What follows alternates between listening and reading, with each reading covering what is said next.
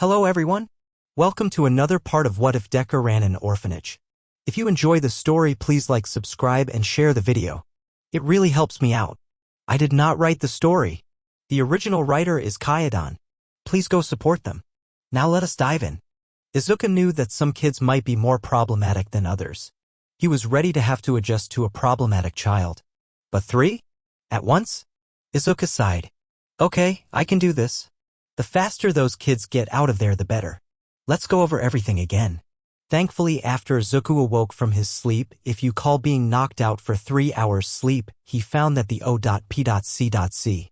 No, their new name, DC Division of Overpowered Children, had sent him files on all 3 children.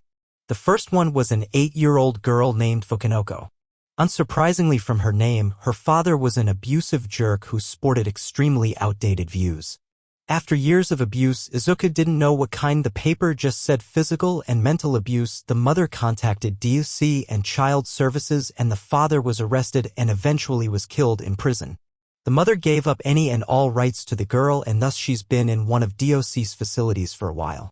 Her quirk was called fear gas. Her skin can emit a gas that when inhaled causes the victim to hallucinate their worst fears. It also messes with certain parts of the brain, shutting off certain parts that control logic, causing even the most rational and collected people to go crazy with fear. Unfortunately, she has a habit of accidentally unleashing this gas whenever she's overly stressed or afraid. Fortunately, DC actually did something useful with their money and developed a cure for this, which Izuku will be getting several shipments of. Okay, so I'm definitely going to need to hire a therapist at some point soon. Izuka sighed. I'll also need to give her room a special ventilation system that can suck out the gas. And the door will need to be airtight so no gas can get out. I'll also need gas masks to be hung up around the house in case of an emergency. The next child was Otoko, a 7-year-old boy who had been with them since birth, like Shiruku. His quirk caused anyone who was feeling a noticeable amount of fear while touching him to combust into flames. Wait a minute. Izuka stopped reading it for a moment. They brought the kid that sets people on fire when they're afraid, with the girl that causes people to feel immense fear. Why? New name, same old incompetence it seemed. And knowing them, they wouldn't be likely to change anything, so it was no use trying to reschedule things. Getting back to the document. The boy also had physical mutations that made him look very frightening. Fortunately, DC had developed a special containment cloak that will both hide his appearance and keep anyone from touching him directly. Except for the face area, which is still exposed due to any attempt at covering it being met with breathing issues. Okay, so I'm going to need a lot of backups from that cloak. Maybe I can convince him to carry around a small fire extinguisher just in case. Izuka thought. The last child was a 40-foot monster because of course he was. Where am I even supposed to put a 40-foot child? Izuka wondered. I guess I'll have to make some place that houses him specifically.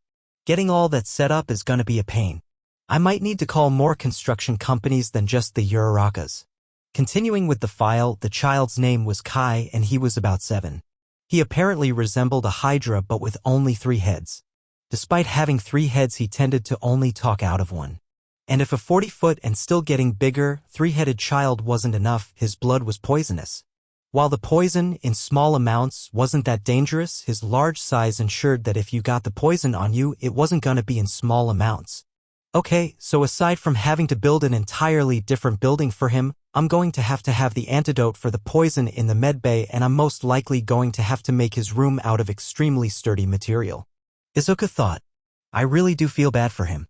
It's gonna be hard for him to interact with everyone else at that size. Although I imagine Kiba would love to play with someone that big, actually I'll need to see how careful he is before I let him play with Kiba. Knowing that girl, she would definitely hurt herself. I wish there were more details, but this is probably the best I'll get. Izuka sighed. He took a deep breath and clenched his fist with determination. All right, Izuka said out loud. Let's do this for the kids. 3 days later. Izuku and some of the kids stood outside, waiting for the new arrivals. Izuku had already told them all about their quirks and most of them were excited. Especially Kiba, Sanson, and Kei. When are they gonna get here? Kei was so excited she was jumping. I can't wait to see the Hydra, Kiba added. Sanson just bounced up and down excitedly. The others had decided to stay inside. They would introduce themselves at a later time.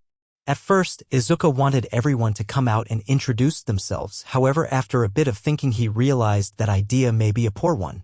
They'd be getting children fairly often, so it'd be repetitive and exhausting to keep gathering all the kids at the door to meet new children, and it might overwhelm the new additions as well. And so he let some of the kids stay inside and continue their days. The first two should be brought in cars. But how are they going to bring Kai? Izuku wondered. Izuku's question was answered by a large shadow moving over them. The four of them looked up and saw something huge in the air, flying above them. And Izuku had a feeling he knew what it was. Thump. The huge creature landed just in front of the gates, and Izuku could see that it was the same monster that the paper described the child known as Kai. Large green scales with 3 serpent-like heads and 2 legs. However, what was not described was the scaly wings on his back. I wish I had known about him being able to fly. Izuku cursed the paper's lack of information. Thank goodness his room isn't done yet.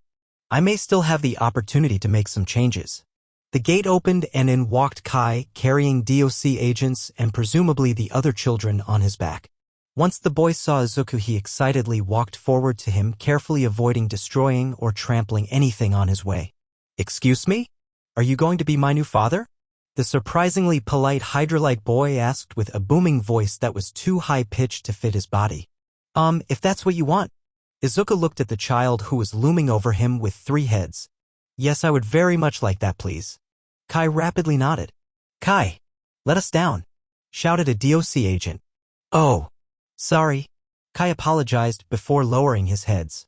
The DC agents got off, along with a cloaked figure Izuku assumed to be Otoko, judging by his size and the cloak. He was rather large for his age, standing at a little under 5 feet. Getting a lot at his face, he was in fact rather strange-looking. He had 3 dangly vine-like things hanging down his face, and he was a shade of mossy green with big black eyes. The last DOC agent that came off was holding who Izuku assumed to be Fukinoko. She was a short girl with purple hair. She was also unconscious, and the DOC agent was wearing a gas mask, so Izuku had a creeping feeling that there was an incident. The masked agent said to Izuku, "The girl is rather skittish." She panicked when she saw the boy and released her quirk before passing out due to fear. I'm sorry. Kai lowered his head in shame. It's not your fault. You can't help how people react to you. Izuku immediately comforted the large boy. She woke up and had another incident, released her quirk, and passed out. Unfortunately, one of ours was caught in the gas. The agent continued, handing the girl to Izuku. You gave them the antidote, right? Izuku asked. Oh God, no. I'm sorry, MOM. Please, put the butter away, cried an agent that fell off of Kai's back. Unfortunately, we may have forgotten to pack any. The agent said as the other agents worked to subdue the hallucinating one. Now if you'd excuse me, we need to subdue him again and get back to HU. If you came on Kai, how are you getting back exactly? Izuku asked. All the agents froze as they realized they had made a fatal error. After a few moments of awkward silence, the masked agent said, Can we stay in your front yard while we wait for transportation? After getting over his shock at their lack of any thought in general, Izuku nodded. The agent pulled out his phone, however after looking at it for a moment he just put it back in his pocket and turned to the other agents. Does anyone have a phone that's charged? If Izuku wasn't as nice of a person, he would have facepalmed. Meanwhile, the kids, with the exception of Fukinoko, were getting acquainted. My, what a terrifying appearance. Truly you are a magnificent beast. Kiba praised. Oh, thanks, Kai said. You are very pretty. Of course I am. It's simply natural. Kiba boasted. I could be half dead and still look amazing. Don't test that. Izuku shouted. Can I climb you? Kei asked her new kaiju brother. Okay. Kai agreed. Just try not to pull out my scales, please. It's very uncomfortable. Meanwhile, Sanson and Otoko were staring at each other. Sanson got closer to the green boy, but Otoko backed away before she could touch him. Otoko shook his head, trying to tell her he didn't want to be touched. Sanson remembered what his quirk was. Anyone who felt fear and touched Otoko would burst into flames. However, Sanson was made of liquid and completely inflammable as far as she knew, plus she wasn't afraid. She would be fine. She knew how it felt to be scared to touch people and how much she wanted to. Sanson decided to ignore his protest and swiftly moved over to him and wrapped around his neck. The boy freaked out for a moment, trying to shake Sanson off his neck to no success. but Sansan formed her head in front of his face and said, "Calm. Water can't be on fire." Otoko stopped for a moment and considered what she had just said. Normally he didn't allow anyone to touch him. His quirk could set someone on fire at any time, even someone who didn't seem afraid or wasn't afraid at first could suddenly become afraid and burst into flames. But this girl was made of water or something like water. She couldn't catch fire, right? And even if she could just put it out, right? Hesitantly, Otoko touched the slime girl, realizing how nice her watery body felt like on his mossy skin. After letting the DOC agents use his phone to call their HU and telling them to wait outside, Izuku turned to address the children. "Okay, everyone, you can go inside now. Sansan, Kiba, could you please help carry their bags to their rooms?" Izuku asked his children before turning to the enormous kaiju. "Kai, your room won't be ready for the next couple days." "Sorry. It's okay. I had to sleep outside back with DOC anyway." Kai gave a slightly terrifying smile with all three heads. "But thank you for making me a room to stay in, Father. I appreciate the great lengths you've gone through, and I apologize for the trouble you must have experienced." Wow, he is really polite. Izuku realized. He looked down at the still unconscious girl in his arm. She seems shy, which makes sense considering her background. Otoko seems pretty calm too. Maybe everything will go fine? Izuku prayed and hoped that would be the case. Later that day, Fukunoko woke up in an unknown place in an unknown but comfy bed, and was immediately terrified. "Huh? Where am I? Was I kidnapped?" The poor girl trembled in fear. She looked around, and while the room itself was new to her, it held many familiar items. Her teddy bear was propped up on a chair, all her clothes were hung up in a new wardrobe. Her precious Venus flytrap PD was on a nearby table, and her books and toys were put away neatly as well. "Oh right? I was being transferred to a new family. Stupid Fuku." Fukunoko berated herself. "But who'd want to take Fuku? I'm dangerous. Stupid. Unmarriable. Oh no. Maybe that man somehow took me back. What if he changed his name and look and adopted me so he could get revenge on me?" Before she could continue theorizing and freaking herself out, there was a knock on her door, which was made of pure metal. Clang, clang, clang. "Ahi. I'm sorry," Fukunoko screamed. "I didn't mean to use my quirk. I'm sorry, I'm sorry, I'm sorry, I'm sorry." Fukunoko?" called out Izuku's voice. "Are you okay?" Fukunoko froze. "Wait, that's not his voice. Who is that? Does he work with the men in suits? Is he here to scold me for using my quirk when I saw that monster? Please. I didn't mean to use my quirk. I was just scared. I won't do it again. I promise." Fukunoko begged, trying to both keep herself from crying and keep herself from accidentally using her quirk again. There was a small pause until Izuku eventually said, "I'm coming in." The metal door slid up, opening and allowing him inside before closing behind him. Fukunoko was surprised by how young he was. He doesn't look like all the other people in suits. He's short. Against her better nature, Fukunoko found her lowering her guard just a little bit after witnessing Izuku's completely non-threatening appearance. "Hi." Izuku introduced himself. He didn't get too close to her, keeping just enough distance between them to keep her from getting any more uncomfortable than she already was. Hi. Fukunoko responded. "You where am I? Who are you?" "Well, my name is Izuku Midoriya." Izuku introduced himself. "And I'm your new guardian." "Guardian?" Fukunoko asked with no small amount of disbelief. "You mean why you adopted me?" "That's right." Izuku nodded, giving her the kindest smile he could. "WWI?" Fukunoko moved backward until her back hit the wall. "Why would you want Fuko?" I am cursed. My quirk is bad. It hurts people. No one wants Fuko." Izuku's smile faltered. "She reminds me of Eri. In the worst kind of way." Shaking off the feeling of wanting to punch someone, mainly this girl's father, Izuku spoke up. "That's not true. I'm sure there are plenty of good things about you." There really isn't." Fuku shook her head rapidly. "My quirk dash isn't a problem." Izuku cut her off, shocking her and causing her to emit an EAP. "Sorry." Izuku apologized for startling her. "But I never explained what this place was, did I? My job is to take care of any kids acquired by DC. This is a house to take care of children with quirks like yours." "A house full of dangerous quirks?" Fuku was now getting scared for a very different reason. "All right. But It's all made as safe as possible. Izuku tried to reassure her. All the kids are provided with things and the house is filled with things to increase the safety of everything. What kind of things? Fuku asked.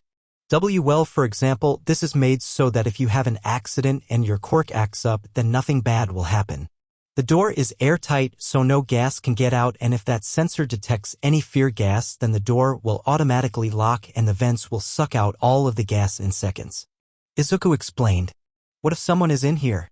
Fuku asked. Then they can put on one of those gas masks. Izuku pointed to some gas masks hung up on a rack near the door. Sorry if you don't want them in here, but we have to have them for safety reasons. But what if they don't put it on fast enough? Fuku asked, still getting increasingly fearful and paranoid. Then we rush them to the medbay and give them the antidote. I located your room closest to medbay, so it should only take a minute to do that. Izuku told her. But they'll still be affected. And they'll still hate me because my quirk is scary. Fuku cried. Okay, it looks like she's extremely paranoid. And has all the self-esteem issues Eri had. Izuku thought. He recalled his own personal experiences with paranoia. This was obviously much worse. Logic wouldn't work in this kind of situation. The only thing he could do is try and make her feel safe and give her time. Okay, clearly you don't feel comfortable here yet, Izuku told her as calmly as possible. You're in a new place with new people and you're scared. It's okay, I understand. He got up and took out a map from his pocket and put it down on the nearby table. This is a map of the house so you don't get lost. If you need anything, then just come to me. Izuku went to the door and opened it. Try and make yourself comfortable here. No one is going to hurt you. And with that, Izuku left Fuku to her extremely paranoid thoughts. A place full of dangerous people who all probably hate me. Fuku had no reason to think that her intense paranoia caused her to think this. After spending who knows how long panicking, she managed to calm herself down, if only just enough to keep herself from fainting again. Calm down, Fuku, calm down. You said the same thing about the other place and you're still alive. She told herself. Maybe I'm just being stupid. Stupid Fuku. Before she could continue trying, mostly unsuccessfully, to calm herself, suddenly Kai's giant head appeared in the window. Hello, new sister. I have come to apologize for scaring you before. Kai bellowed. Fuku stared at the giant for about 5 seconds before gas exploded out of her body and she fainted once again. Too shy. Too sweet. Fuku was trembling as she stood in front of her door. Come on, Fuku. If you don't ask Izuku for food, then you'll starve. Fuku tried to gather up all her courage as her hand hovered over the button to open the door. You can do it, Fuku. Be brave. For food. She held her breath and pressed the button, causing the door to slide open and reveal Eri on the other side. Ahoy! Fuku immediately jumped backwards into her bed and screamed. Eri let out a much quieter, surprised scream and jumped back a more reasonable distance. Fuku covered herself in her blankets in a poor attempt to hide herself. Please don't kill me. Can I kill you? Eri stuttered. I don't want to kill you. I promise. So you want to torture me? Fuku accused. Beat me until my skin turns black and blue. Break my bones. And turn me into a bloody pulp. What? No. Tears started forming in Eri's eyes. I just wanted to give you a candy apple. Huh? Fuku peeked her head out of the covers. In front of her was Eri, close to crying and with 2 candy apples in her hand. Eri sniffed as she tried to hold in the tears. I am sorry. Immediately guilt stabbed Fuku right in the heart and she started to panic. Oh God, I'm sorry. Fuku apologized. Please don't cry. After a couple minutes, the two of them managed to calm themselves down to not a reasonable level, but to the point where they could talk without crying. I wanted to give you this. Eri held out the candy apple to Fuku. An apple? Fuku took the treat. Why does it look weird? Is it poison? No. Eri shook her head. It's a candy apple. They look different from normal apples. They're sweet. Candy? I've never had candy before. Fuku admitted. That man never let me have any. He said it'd make me get fat and unhealthy. Izuku says that only happens if you eat too many, Eri said. He said it's okay to have some but not too much. Fuku looked at the apple and then at Eri. She said it's not poison. But what if she's lying? But she might get upset if I don't eat it. Oh God, she might stab me with that horn. Concerned with offending the girl, Fuku took a hesitant bite. And that's when her entire world changed. Fuku's eyes widened and her pupils dilated as the sweetness made its way to her tongue and made her brain go crazy. And in that moment, only one thought dominated her mind. Only one word. More. She immediately took a much bigger bite of the apple, stuffing her face and getting some on her cheeks. Is good, Fuku said with her mouth full. Why yeah? Eri gave a very slight smile, relieved that the other girl was enjoying the treat. Eri didn't even have time to start eating her apple before Fuku finished hers. Auther. Fuku finished swallowing the candy. That was the best thing I've ever eaten. Eri nodded. It's my favorite. I thought you might like it. I did. Thank you. Fuku said, her eyes shining.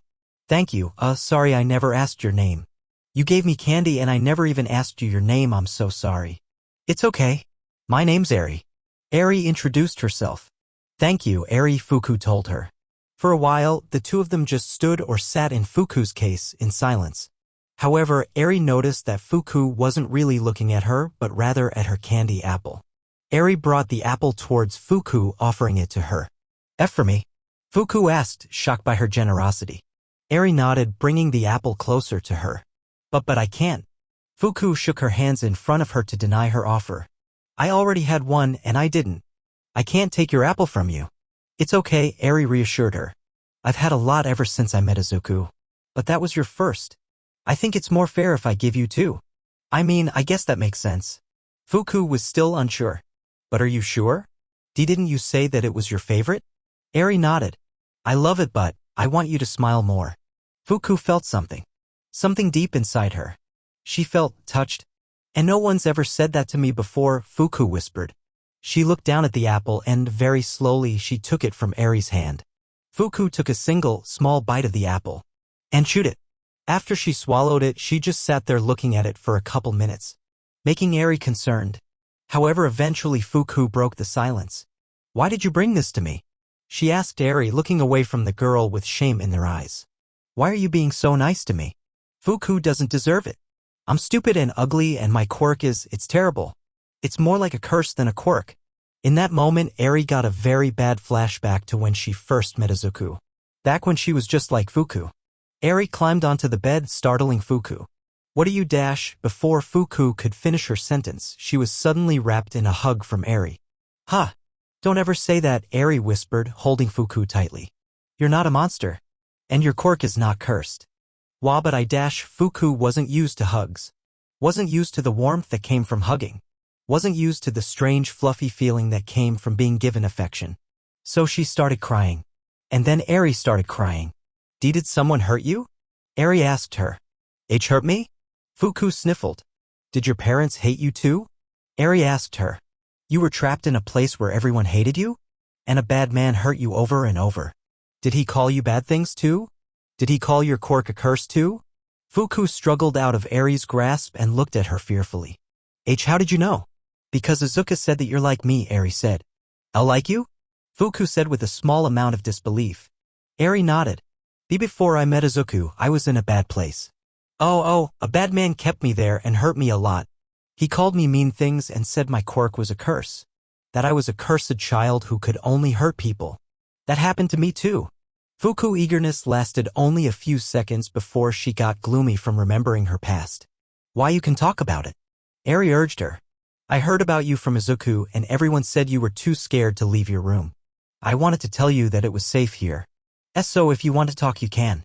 No one's going to get mad. I promise. Pinky promise? Fuku held out her pinky. Eri didn't know but she just went along with it, wrapping her pinky around Fuku's pinky. Pinky promise. There was a small pause before Fuku started to talk. Father wanted me to be a boy before I was born. But when I was born a girl, he was angry. He named me Child of Misfortune. Fuku explained. He said that he wanted me to be the perfect bride so that he could marry me to a rich family. He forced me to learn a lot of things like cooking and cleaning and sewing. And every time I failed, he would hit me and call me a failure. He'd tie me to a chair and challenge me to keep still. And when my quirk came, everything got worse. He said that I was unmarriable. A complete failure. After that, he locked me in my room so I didn't hurt anyone with my quirk. Until the men in suits took us away. Fuku has started crying at some point during her explanation. Eri didn't really understand all the complicated parts like why her father wanted a boy or why she had to be a bride and marry a rich family. But she did understand that someone had hurt Fuku, and that's all she really needed to understand right now. He was a bad man, Eri said. Like Overhaul. People like them lie and hurt people because they're selfish. Why you shouldn't listen to them. Eri was doing her best, telling her everything that Izuku told her. She just wanted to be there for her. Why you really think Fuku isn't bad? Fuku sniffled. Eri nodded. If you're bad, then that means I'm bad. And Izuku says I'm not bad, so you're not bad either. It was simple, childish logic. But they were simply children. So it did succeed in making Fuku feel better. Why you're a good person, Eri. Fuku wasn't sure she was ready to fully trust Eri, but she did trust her more than anyone else right now. There are a lot of good people here, Eri said. They're different from us. Some are loud. Some are weird. Some are scary. But they're really nice. Why you should meet them if you want. Fuku paused. I don't think I'm ready for that. Fuku's too much of a coward, but maybe one day I can go and meet them. I don't think I can do it alone though. I'll help. Eri immediately volunteered. And she would. She'd be there for her. Just like Izuku and the others would be there for her. Knock knock. Fuku was currently doing her new favorite activity. Enjoying some sweats and tea in the comfort of her room while watching some romance anime. No. Confess. If you don't, she's gonna leave for America. Fuku shouted at the TV screen. Knock knock. EAP. Fuku jumped in her seat before scrambling for the remote and turning off the TV. Fukunoko? Kei called from the other side of the door. Can I come in? Ah. Who are you? How do you know my name? Fuku panicked. My name's Kei. I'm one of the other kids here. I asked Dad for your name. Kei explained. Oh. Fuku breathed a sigh of relief. It didn't seem like the girl was an assassin out to kill her, but then again, she didn't know that for sure. Can I come in? Kei asked. I want to snake your hand. Huh? Fuku got confused for a moment. Do you mean shake? Or, don't tell me. You're gonna have a snake bite my hand. Wano. Kei immediately denied. I have snakes for hair, so I was making a snake pun. You have snakes for hair? Fuku asked. Surprisingly, this didn't freak her out further. Yeah. They are really nice. Want to pet them? Kei asked. Fuku could hear Kei's snakes hiss. Fuku thought about it for a second before realizing she would have to let Kei in to do that and shaking her head. And no. Please, go. Huh? But I want to meet you. Kei whined. I came here so we could have fun. I'm having fun. Lots of fun. Inside my room. Fuku said. But aren't you lonely in there by yourself? Kei asked her with a somewhat sad tone. There was a small pause before Fuku responded. And no? I don't believe you, Kei said. Come on. Please. We can do whatever you want. Whatever I want? Fuku asked. Whatever you want. Kei repeated. There was another pause until Fuku responded with, see, can we do something with the door still closed? It sounded ridiculous. To anyone who wasn't there, they might have thought it was just a rude, sarcastic way of telling the snake girl to leave. But her hopeful yet somewhat desperate tone said otherwise. There was yet another long, awkward pause as Fuku got more and more nervous. I am sorry. It was a stupid question. Fuku broke down and apologized. There's no way you could do something with this door between dash. Knock knock. Knock knock, Kei said after knocking on the door. Huh? Fuku stopped her crying and apologizing. Knock knock, Kei repeated. Fuku paused for a moment out of confusion before realizing what this was. It was a knock-knock joke. Out of curiosity, Fuku responded. Who's there? Nobel, Kei responded. Nobel who? Fuku asked. Nobel, that's why I knocked. Kei giggled. Fuku thought about it for a while, not really getting the joke at first. Nobel, Nobel, Nobel? Oh, she finally got it. That's funny. She didn't laugh. Or smile. But she was amused. No laugh. Darn. Kei said. Your turn. What? Fuku asked. You wanted to do something with the door between us. So let's play a game. Kei explained. We'll tell knock-knock jokes until one of us laughs. The first one to laugh wins, but you have to laugh at the other person's joke. My laugh earlier didn't count. But I'm terrible at jokes. Fuku objected. Everyone says I'm pretty bad at it too. So we're even. Kei explained. Fuku's mouth opened and closed as she tried to figure out what to say. She can't do anything to me from behind the door, right? Wait. Everyone here has dangerous quirks. What if she's just trying to make me feel safe before breaking down my door and killing me? Fuku thought. But why wouldn't she just do that from the beginning? Does she want to make me feel safe so my death hurts emotionally too? Fuku's paranoid thoughts continued to dominate her mind for the next several seconds. However, despite everything in her mind telling her not to do this, her trembling little hand reached for the door. Knock knock. K knock knock, Fuku whispered. Kay smiled on the other side of the door. Who's there? Fuku blushed with embarrassment. She forgot to actually think of a joke first. See cows go? Cows go who? Kay asked. No. Cows go moo. Fuku responded. Fuku gave an awkward, forced laugh. Oh my god, that was so bad, she's going to hate me now.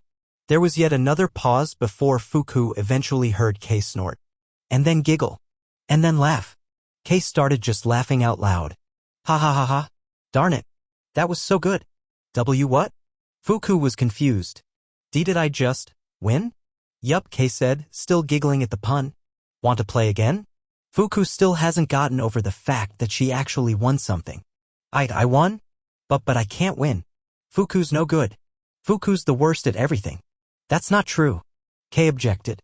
You're the best at being you. The best at being Fuku? Fuku questioned. But that doesn't mean anything. Fuku's the worst at everything, so being the best at being Fuku means being the worst at everything. But you can't be the worst at everything if you are the best at being yourself. Kay argued. That, huh? You could almost see the steam coming out of Fuku's head as her brain tried to figure out and counter Kay's logic or lack thereof. After a few moments of speechlessness, Kay repeated her question. You want to play again? Dazed from her overthinking, Fuku just said. Sure? Okay. Knock knock. Kay knocked on the door. Who's there? Fuku asked. Annie. Kay said. Annie who? Fuku asked. Anything I can do you can do too. Kay snickered. Huh? Oh, I get it. Fuku got the joke much quicker this time. That's not true. But it was funny. I guess. Your turn. Kay told her. Okay. Fuku knocked on the door. Knock knock. Who's there? Kay asked. To Fuku said quickly, coming up with something. To who? Kay asked. Actually, it's to whom. Fuku smiled nervously. There was a small pause before Kay said. I don't get it. Oh, when you say to who, grammatically the correct way to say it is to whom. Fuku explained. It was a bad grammar joke. Sorry. Oh, I didn't know that. You're smart, Fukunoko. Kay praised. Stop praising me so much. Fuku's face was beet red. But you are. Kay insisted. Stop. It's your turn, just go. Fuku told her. Okay, knock knock. Kay knocked on the door. Who's there? Fuku asked. Kay said. Who? Fuku asked.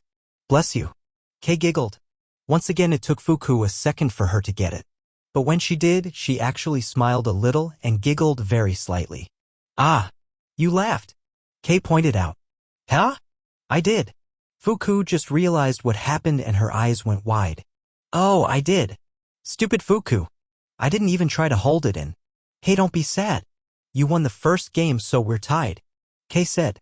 Besides, Dad says that losing isn't a bad thing as long as you have fun. Fuku thought about the question. She laughed. She can't remember the last time someone made her laugh. She liked laughing. It made her feel good. In a way hard for her to describe. I guess, Fuku admitted. Do you want to play again? Okay. Kay knocked on the door. Knock knock. Who's there? Fuku asked. Olive. Kay was already giggling. Olive who? Fuku asked. Olive you. Kay burst out laughing with the biggest smile on her face. Olive you? Olive? Oh, live? Oh, live? I live? I love? I love yo. Fuku's face erupted in a bright red blush, and she got so flustered that she accidentally activated her quirk and gas filled the room. Spar. Raghai? Kai roars as one of his heads rushes towards Kiba. Kiba dodged the attack, jumping onto the side of a nearby small mountain, causing Kai's head to get stuck in the dirt. Luckily, he had two more. One of the heads picked up a tree and threw it at Kiba, who in response picked up a rock and threw it at the tree at full strength. The force of the rock was so great it split through the tree like a bullet, cutting it in half and keeping it from harming her. The rock hit Kai, smashing against his scaly skin. Ow! That stings! Kai shook off the sting and finally pulled out his middle head from the ground. Clever move, dear sister. But allow me to retaliate. Meanwhile, on the side, Fu was filming the entire thing and keeping watch of chat. Holy crap, this is amazing. Isn't this dangerous? Is this even legal? To explain. Kiba had found out that Kai also wanted to be a hero. There weren't exactly many jobs one could have for an enormous person who couldn't shrink, and he was willing to spar with her. And so after asking permission from Izuku to go into the forest to spar, Izuku said yes on the condition that Fu accompanies them and that Kiba streamed the whole thing. Conditions Kiba was more than happy to oblige. Dad owns all the land around here, so we can use our quirks as much as we want, Fu explained. While he was explaining this, Kiba uppercut one of Kai's heads. However, this left her in the air, completely defenseless. Fortunately for her, the pain from the uppercut caused Kai to stumble back, and by the time he recovered, he missed his chance to attack back. Kiba landed on the ground and decided to keep on the offensive. She ran toward Kai and did a jump kick, hitting him right in the belly. However, the distance she ran was too short, meaning she didn't build up enough momentum to do sufficient damage to Kai, meaning she just bounced off. Kai stomped the ground, causing it to shake. Oof! Kiba lost her footing and fell to the ground. Kai saw this opportunity and raised its foot before bringing it down on Kiba. Not too hard, just in case she couldn't handle it. Kiba could in fact handle it, however, and she used all four limbs to push against Kai's foot.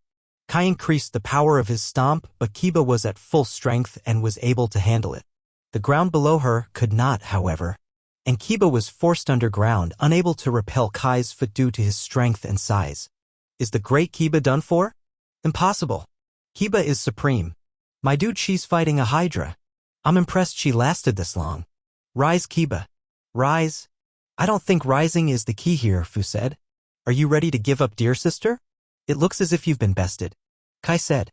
Suddenly, Kai sunk deeper into the ground, and he felt Kiba's resistance against his foot vanish. Huh? Sister. Kai panicked, thinking he may have crushed her, and he raised his foot and lowered his head towards the hole to check on her. He couldn't see anything in the dark hole, so he brought his head closer, putting one of them in the hole, and found that Kiba was simply not there.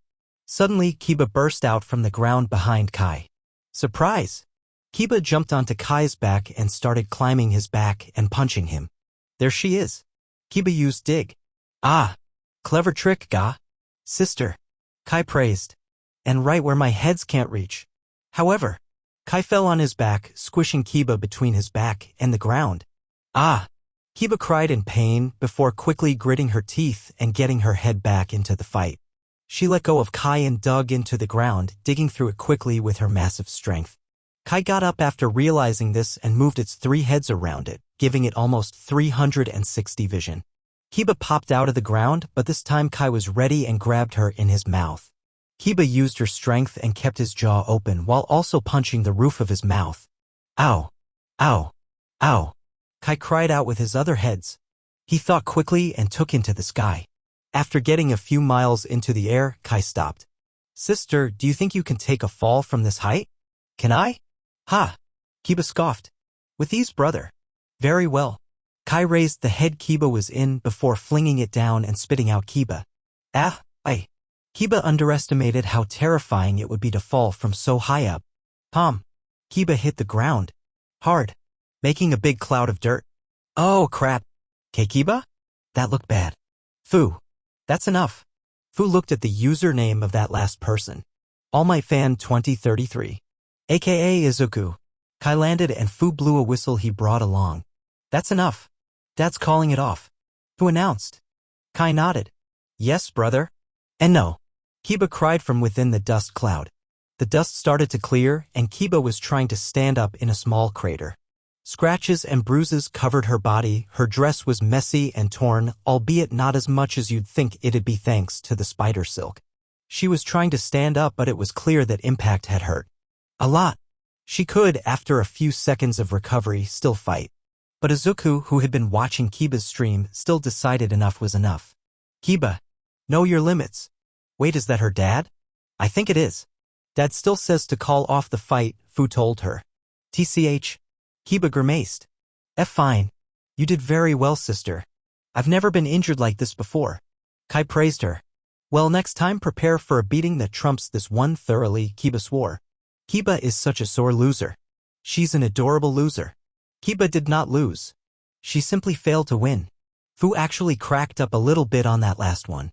Yeah, I'm sure that'd make her feel better. Kai picked up Kiba and Fu with his heads and pulled them onto his back before flying back to the house. New room. Kai stood in his enormous room with wonder in his eyes. The room was right next to the backyard and was nearly as big as the main house itself. With the ceiling being a comfortable distance from Kai's head. The floor was soft, comfortable enough to sleep on, yet still firm. There was a TV screen that was roughly the size of one of the regular rooms, and next to it was a control panel that acted as the remote. Sorry I couldn't get you a bed, Izuku told him as he introduced Kai to his new room. And sorry if the TV might be a bit small. No, it's great, father. This room is far greater than the one at the facility. Kai said in awe. And the TV is much bigger. Oh, well, I'm glad you like it. Izuku breathed a sigh of relief. The button next to the TV controls it. It's like a big controller. Oh. Kai turned on the TV using one of his heads before turning it off again. There is a blanket in the corner so you can just put it over yourself when you go to sleep, Izuku explained. Aya also installed that button over there. Actually, you should just press it. Kai pressed the button and suddenly the roof started to shift and move, and in a few seconds it had completely opened up. The kaiju boy gasped. Izuku rubbed the back of his head sheepishly. I thought you might want to fly out of here instead of walking. Kai jumped up in excitement, but luckily the soft floor was made to distribute the weight. The force still knocked Izuku off his feet though. Thank you so much, father. This room is truly more than I could have ever asked for. Your kindness knows no bounds.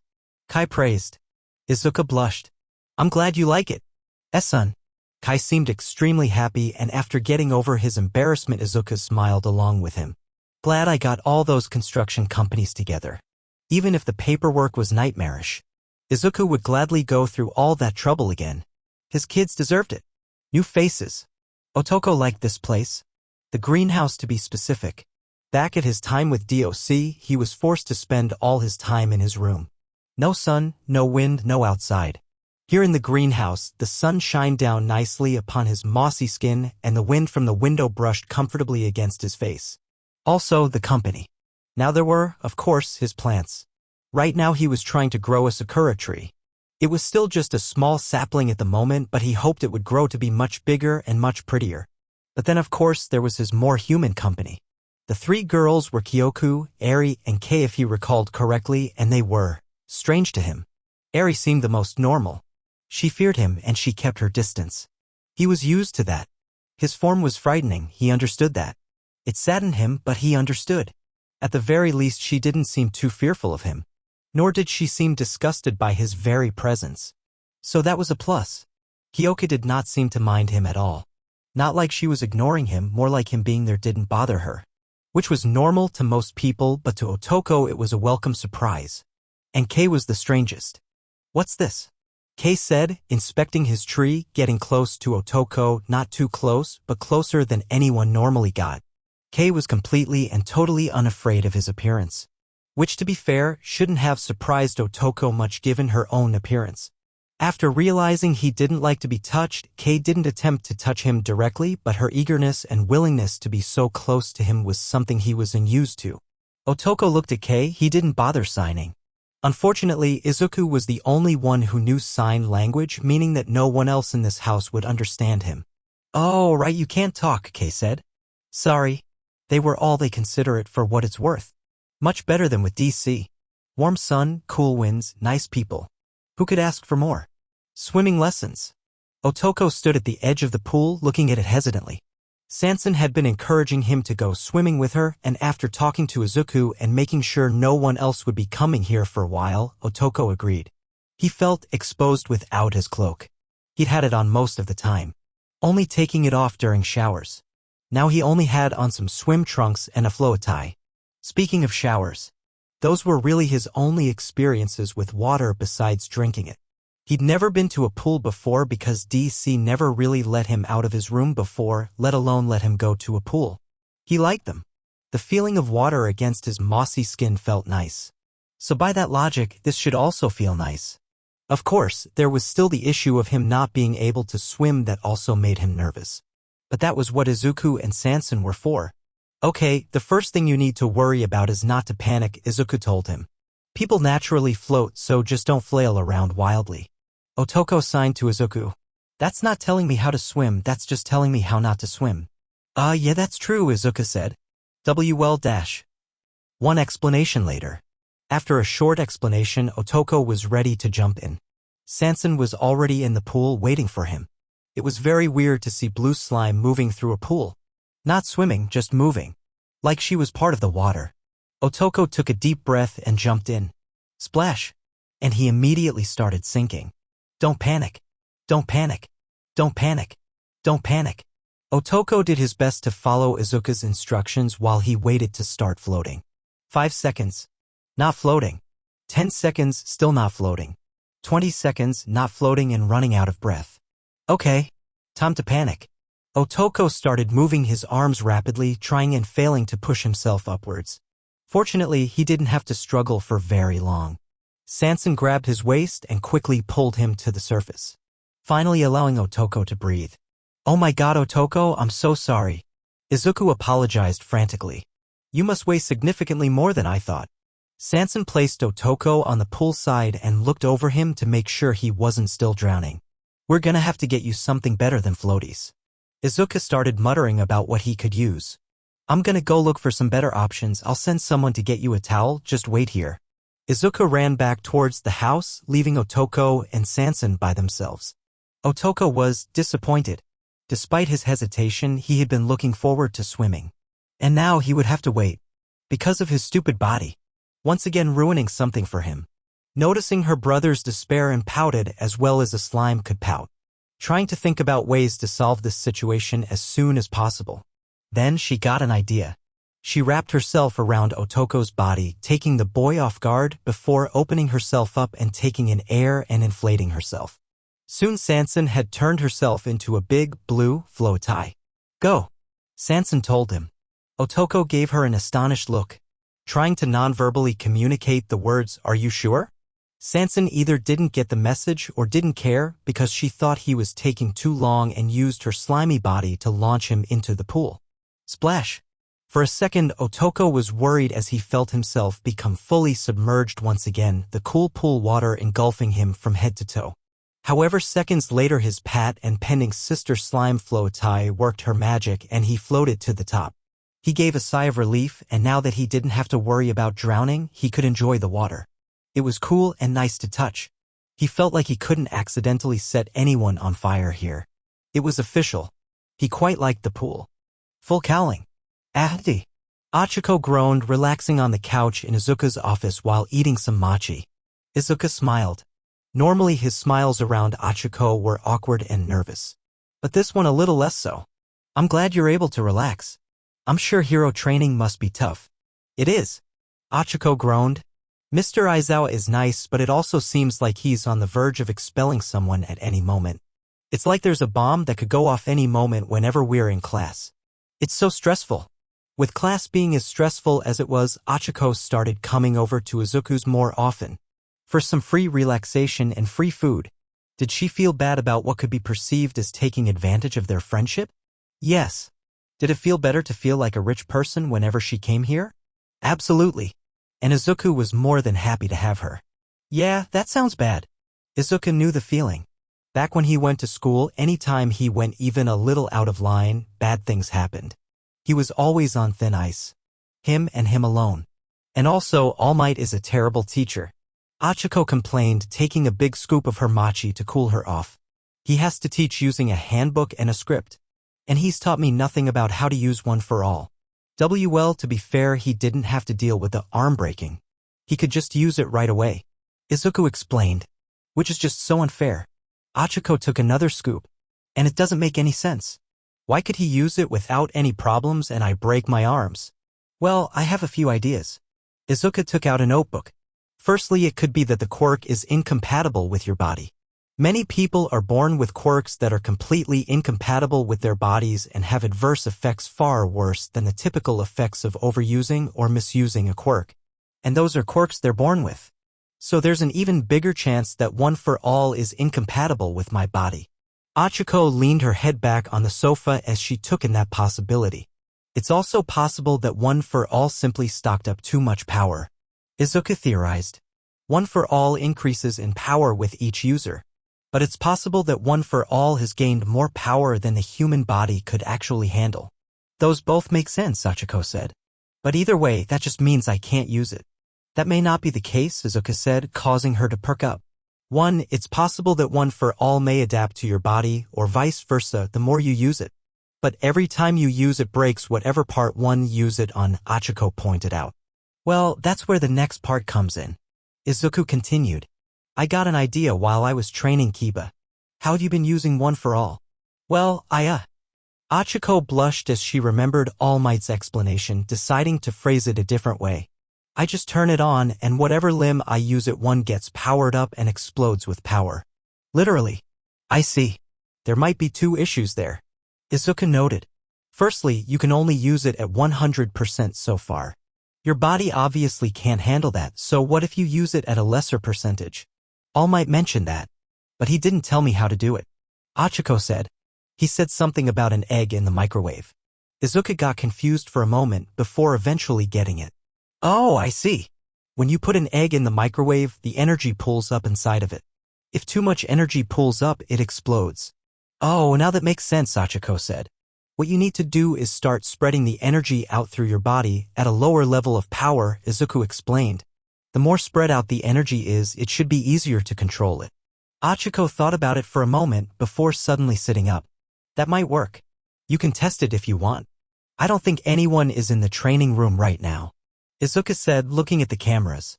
Yeah. Let's go. Achiko looked down at her treat. After I finish my mochi. 8 minutes and one finished mochi later. All right, try and imagine the egg not exploding in the microwave, Izuku told her. Isn't there a better metaphor? Achiko asked. Sorry. Izuku apologized. Achiko sighed before readying herself. She took a bit of time to try and visualize it. Then she turned it on. Power filled her body, her whole body this time. It was like every cell was being supercharged. But it was more manageable. She felt like she could take it. It wasn't 100%. It felt more like 5%. I think I'm doing it. Achiko grunted. She dashed forward and moved much faster than either of them expected, kicking up some winds behind her. Whoa. Whoa. Whoa. Achiko stopped herself, almost losing her balance in the process. It worked. How are your legs? Izuku asked her. They're fine. I feel a little uncomfortable, but it's nowhere near as bad as using it at 100%. Achiko said. That's great. Izuku was extremely excited about her success. I wonder what you could do if you combine this with your gravity manipulation? And dash. Let's worry about just using this first. Achiko stopped him right there. She loved Izuku's enthusiasm, but she'd rather not be overwhelmed right after learning about this. So what do we call this? Achiko asked. This? Well, I actually did have a name in mind. But I didn't think you'd want to hear it. Izuku said sheepishly. Well, I don't have any better idea, so let's hear it. Achiko smiled at him. Besides, who better to name it than the guy who came up with it? Izuku blushed at the praise and credit he was giving. Well, I was thinking why you could call it full cowling. Full cowling. Achiko repeated. Sure. 5% full cowling. Izuku gave a sigh of relief. Glad she liked the name. Well, you're right about getting used to that first. If you can use 5% of your power like breathing, then you might be able to increase the amount of power your body can handle. You can use the training room if you want. I have a lot of equipment for Kiba and Fu. Feel free to use it whenever you want. Thanks, Achiko told him, walking up to the green-haired boy. It's nothing really, I'm sure you would have figured it out eventually, and Izuku screamed due to Achiko suddenly hugging him. It's not nothing. You have no idea how much this helped me. Achiko backed up and grabbed Izuku's hands. In like 5 minutes you've taught me more about one for all than All Might has in months. Well, Izuku was once again turned into a stuttering, blushing mess. Achiko giggled at the boy's flusteredness. Thank you. For everything, Izuku. And while Achiko watched crashed, a little spider girl watched from the doorway with a smile on her face. 2 days later. All right, the next match will be young Uraraka versus young Ishido. All Might called out the names of his two students. Mina smiled as she and Achiko stepped into the ring. Ready to lose? Are you? Achiko gave her friend a vicious yet still friendly grin.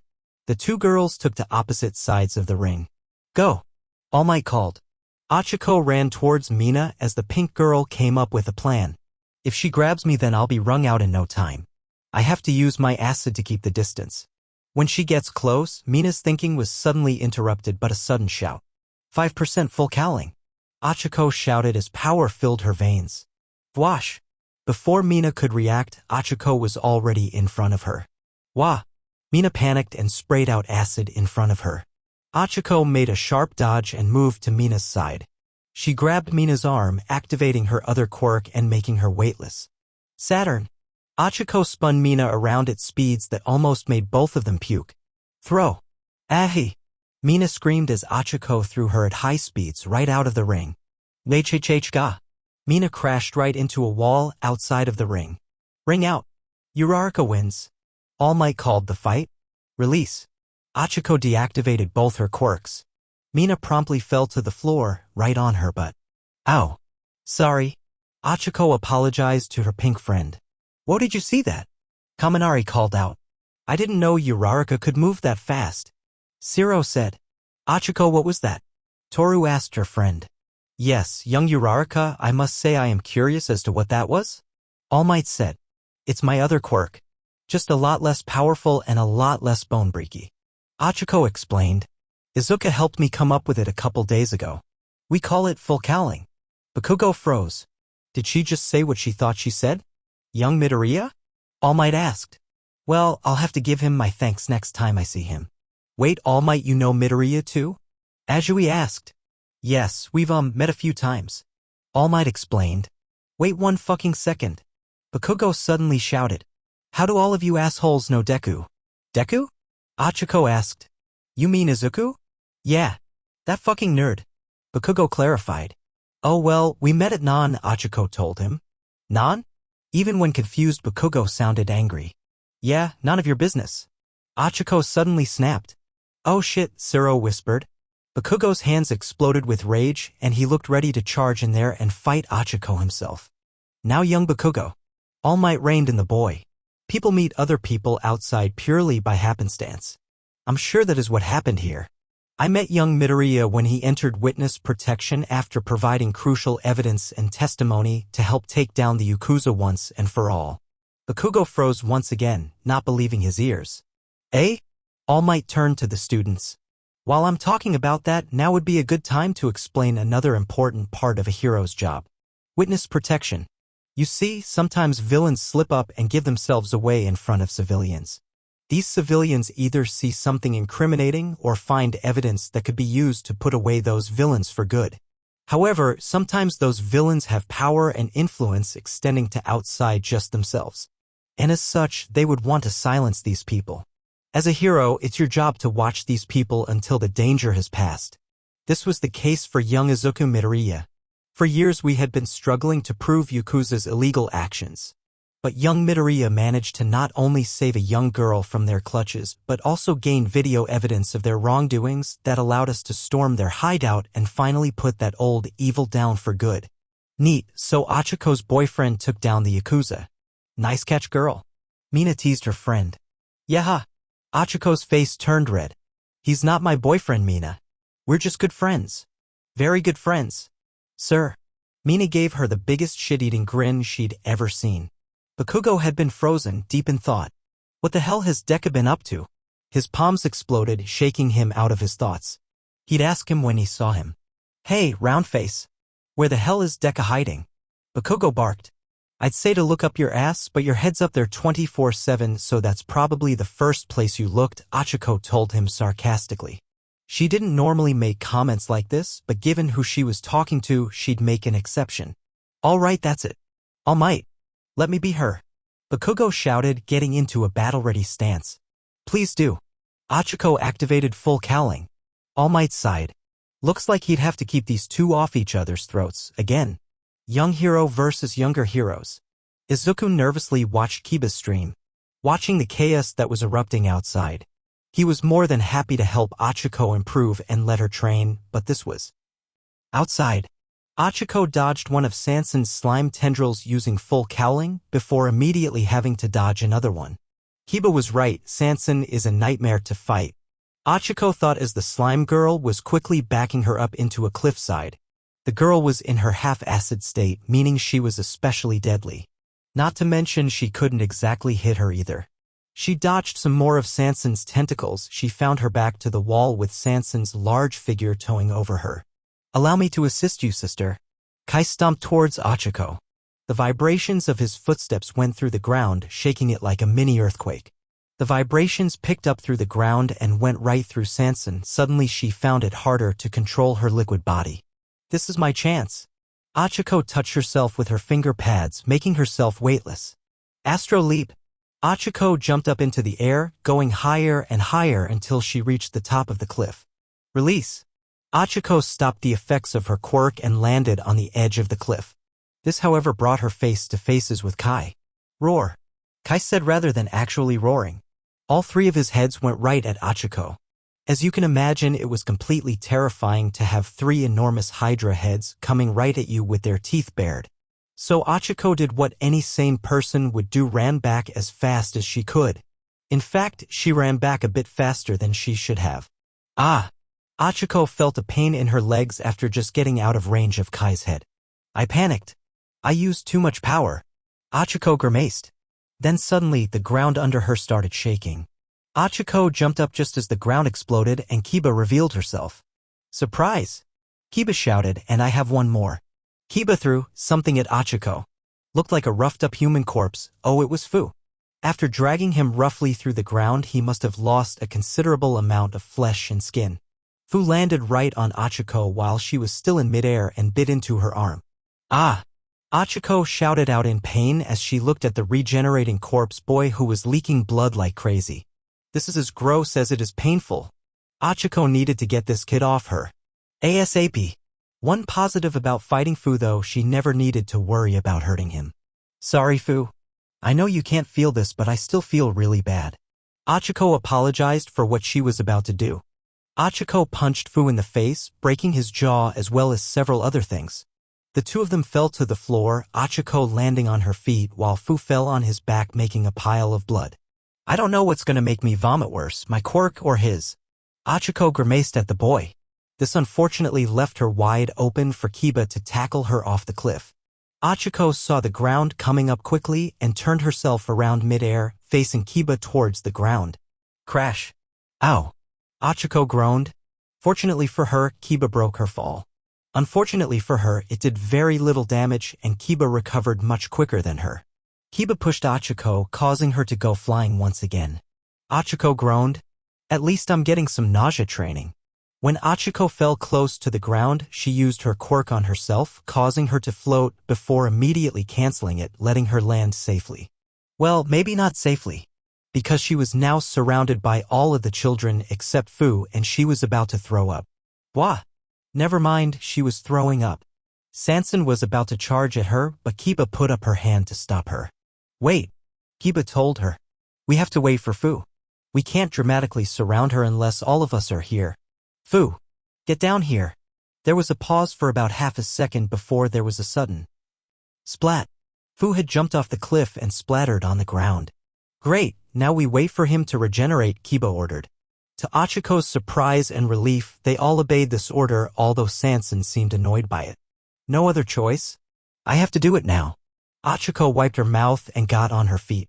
"Oh? Trying to fight? Or perhaps run?" Kiba laughed. "How do you plan to dash?" Achiko kicked off into a sprint, and the moment she did, she touched herself. "Shooting star!" Achiko shouted. Now weightless, Achiko shoots off like a bullet into the thick forest. However, Achiko hadn't quite mastered that move, leading her to crash and break through several trees until she landed in another clearing. "Ow!" Achiko groaned as she pulled herself up. "Remind me never to fight all the kids at once. Ever. Ever again." As she was getting up, Kiba ran right up to her. "Ha! Clever trick. You may have escaped from my siblings for now, but my speed far outclasses them." Kiba broke out into a monologue, giving Achiko time to think. There was a fallen tree right next to her, a big one. Achiko touched the tree, making it weightless, and quickly picked it up. Comet home run. Achiko swung the tree, hitting Kiba in the air. Curses. Kiba swore as she got hit further and further away. Achiko sighed with relief. Hopefully that keeps her down or just keeps her away from me for a while. Stomp. Suddenly a shadow loomed over her as Kai had finally caught up. Ah, there you are. You are very strong, Ms. Uraraka. Thank you for this opportunity to fight a great opponent like you. Kai said. Ah, thank you, Kai, you are so sweet. Achiko giggled, praising the boy's manners. You're welcome. Now please prepare to be beaten. One of Kai's heads came down towards Achiko, but the brunette batted it away with her tree. Ow. Kai shook off the blow and kept trying to grab Achiko with one of his heads, each time getting hit with the tree.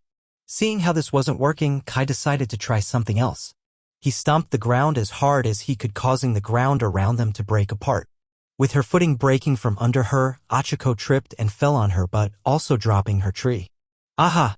I have you now! Kai got so excited he rushed Achiko with all three of his heads.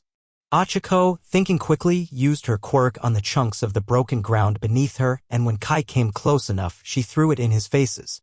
Ah! Kai cried as the chunks of ground hit his faces and broke apart, getting dirt and rock in his eyes. He backed up and started shaking his head, trying to get all the stuff out of his eyes so he could see again. When he finally did, he looked back down only to notice that Achiko was gone. Before he could react to that, however. Thwack! While Kai had been trying to clear his eyes, Achiko had used her quirk to jump high into the air with her tree before coming back down and slamming the tree on Kai's middle head. Kai stumbled back, his middle head was now seeing stars. Achiko meanwhile let go of the tree and used her quirk to lower herself gently to the ground, while the tree fell to the ground with a loud snap, breaking apart into splinters. Ow! Kai's left head groaned. That hurt. A lot. Kai's right head said. If you do not mind, I would like to withdraw from battle. Oh, did I hit you too hard? Achiko asked him, concerned she may have overdone it. No, I'm sure I'll be fine. I just need to go rest for some time, Kai said as he stomped away. After Kai had gotten a considerable distance, Achiko was immediately attacked by Sanson.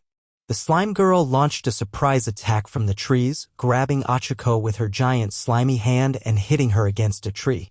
Achiko tried to grab onto Sanson to free herself from the gooey girl's grip, but her hands just went right through her. What she did do was activate her quirk on her, though. Suddenly Sanson felt light. Very light. Her body felt completely different, and a world of new capabilities was open to her. She lifted herself into the air, bringing Achiko with her before slamming her down onto the ground. Gah! The wind was knocked out of Achiko as spit and blood came out of her mouth. Achiko couldn't move after that for a good couple of minutes, having to spend those minutes recovering from the impact, struggling to breathe, and coughing out blood. Okay, I think this went too far. Achiko was thinking of calling it quits when she saw Sanson in the air above her. It looked like the slime girl had completely forgotten about her in favor of enjoying her new weightlessness. It looked like she was trying to fly by moving her body around. I don't really think I can beat her. My quirk only makes her stronger. If only I could make things heavier instead, Achiko thought. And then suddenly Okahako heard a noise, the same noise that happened whenever she activated her quirk. Splat! Sanson suddenly plopped to the ground. The slime girl tried to move, but much to her horror, she found she couldn't move upwards at all. What's worse is that the acidy parts of her were melting the ground beneath her, slowly putting her into a hole. Achiko was surprised, to say the least. She didn't release her quirk, so why was Sanson on the ground now? She cautiously approached the slime girl and touched the non-acidic part of her. It felt heavy, but not the typical kind of heavy. It felt like something was pressing down on it. Like gravity itself had increased its effect on her. Did I do this? But my quirk only stops gravity. It doesn't make it stronger. Is this because of one for all? Achiko wondered. WAP. EWG. EHG. Sanson tried to call out to Achiko and ask her to stop, but making a mouth and vocal cords was hard with gravity pressing down on her like that. Oh. Sorry, Sanson. Make a squishy sound if you give up, Achiko told her. Sanson made a sound like a sponge getting squeezed. Achiko pressed her fingertips together. Release. Sanson felt the weight on her body vanish and she immediately started moving around, celebrating her freedom. Alright, now Achiko heard an ahem coming from her left. She turned and saw Fu was standing there. I think we should stop now, Fu told her. When Kiba comes back she'll probably be a bit less confident and a bit more punchy, so we should stop before your injuries get even worse. Achiko thought about it for a moment. She felt the pain and nausea course through her body and decided that Fu was right. Yeah, let's stop here. Achiko sat down, taking deep breaths and finally letting herself relax. Vroosh. Aha. Did you think you could get the best of me? Kiba dashed into the clearing. You may have caught me by surprise before, but now I dash. The fight is over, Fu told her. Kiba instantly deflated, all the wind being taken right out of her sails. Oh come on. Kiba stomped the ground in frustration. Sorry Kiba. Not everyone can have as much stamina as you. Achiko stroked the girl's ego. You're just too strong. Kiba's frustration dissipated and a confident smirk appeared on her face. Well, I suppose that is a downside of being so great. Shiruku, did you get everything? Shiruku jumped down from one of the nearby trees, holding a camera which she had been using to record the entire fight. It was a little hard given that you all kept dashing around the forest, but I did the best I could. Shiruka sighed. Next time, try to stay in the same area. Kiba was about to say something, but Fu had a feeling it would be something snarky and ungrateful, so he shoved his fingers in her mouth and broke them off using her teeth. We'll try. Next time. 10 minutes later. I can't believe you actually fought them all at once, Izuku told Achiko as he patched up her wounds. After getting back, Izuku found that all the kids were mostly uninjured. Kiba had a few bruises, but nothing much. Achiko took a bit more time to attend to, so she was currently in the medbay with Izuku. Yeah, I am never doing that again. Achiko groaned. They're not called overly powerful children for nothing. Izuku nodded as he continued to treat her. You're pretty good at this. Achiko praised him. Well, I had practice, Izuku explained. Achiko frowned, knowing exactly what that meant.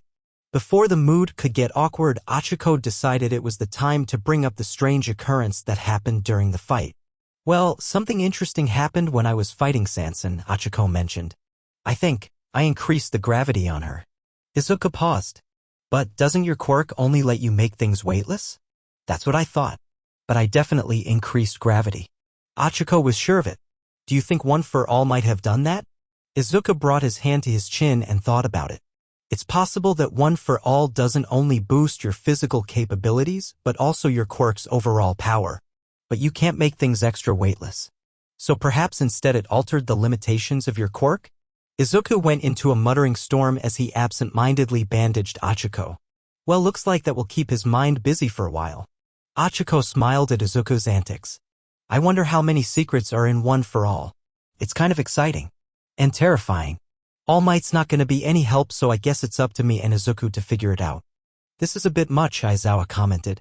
He, Present Mike, and Nizu were standing right outside the gate of Izuku's home and were currently marveling at how large it was compared to the average house. Not at all, Aizawa. To house this many children with quirks like these, it may not be big enough.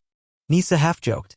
The gates opened and out walked Izuku with Kyoka by his side, or more accurately, hiding behind his leg. Hello. Welcome. Izuku said with no small amount of enthusiasm and nervousness. It's an honor to meet you all. Present Mike. Nizu. Eraserhead. For heroes in my own home. Wonderful. A fanboy. Aizawa sighed. And we're glad to finally meet you as well, Mr. Midoriya, Nisa said. It's nice to meet the person taking so much responsibility at such a young age. And who's this little lady? Mike said, kneeling down to get on eye level with Kyoku. Hi. Your voice is annoying. Kyoka growled at him from behind Izuku's leg. Mike recoiled from comment. Kyoku. Izuku chastised the girl. Aizawa smirked from under his scarf. I like this kid. This is Kyoku. One of my daughters. Izuku introduced her. She's a bit paranoid of new people. I can sympathize with that. Nisa looked at the purple-haired girl with amusement. You need to protect your family from all the people who want to hurt them. Kyoka didn't like the way Nizu instantly hit the nail on the head. It felt like he was seeing through her with his beady little eyes. Well, are we gonna go inside or what? Aizawa asked. Yes, of course. Izuku turned around and started walking towards the house. Let me show you around. As they walked towards the entrance of the house, they all noticed Kai's room in the distance. What's that? Present Mike asked. Oh, that's Kai's room, Izuku explained. He's a big. I would imagine considering the size of the room, Nisa said. I imagine everything else is scaled up to his size. Of course, Izuku told him. I think he has everything he needs to be comfortable. He hasn't complained about anything, but he's a very polite boy, so I'm worried I might be missing something and he just hasn't told me. Perhaps we'll take a look at that later, Nisa said. For now, let's go inside, shall we? 7 minutes later. After giving them a tour around some parts of the house until they finally reached the training room. And this is the trio there, you are Kiba. And Fu too. Izuku said after seeing the vampire girl lifting very heavy weights that were twice the size of her body. Fu seemed to be spotting her, and there were some blood and broken arms on the ground, implying that his quirk had been used. Hey, Dad. Fu noticed the 3 heroes next to him. Are those the heroes you said were visiting? Heroes? Kiba, in her excitement, threw her weights into where they hit the ceiling, came back down, and landed on Fu, crushing him and turning him into a pile of messed up flesh and bone. Present Mike panicked, with the other 2 heroes doing the same, albeit in a more collected fashion, with Aizawa's eyes becoming extremely wide and Nizu just freezing completely. Kiba. Izuku scolded the girl with a very upset-sounding voice. What have I told you about controlling your strength? Not to show off or let my emotions overwhelm me, Kiba answered sheepishly. If that had been anyone but your brother, they could have been injured or worse. Izuku continued his scolding. Tomorrow's restraint training will be twice as long. No, Kiba groaned. And you'll be cleaning up all the blood and pieces of flesh, Izuku said, much to the girl's despair. Now get those weights off your brother so he can regenerate properly and introduce yourself to the heroes. Kiba nodded gloomily before taking the weights off of Fu's regenerating body. So I see he has a regeneration quirk, Nisa said, quickly getting over his shock. And perhaps a pain nullification ability as well?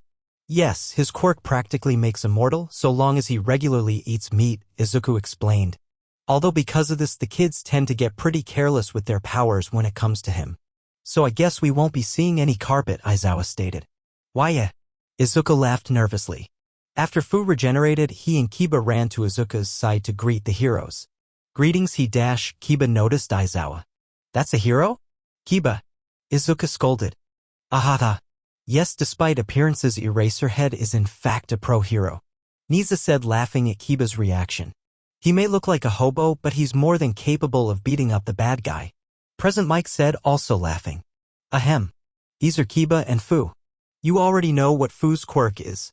And you've already seen Kiba's. Super strength. Extremely dangerous super strength. Aizawa said. Strength, speed, toughness, I have it all. Kiba boasted. An exemplar of power and grace. Yeah, it was really graceful how you accidentally crushed me.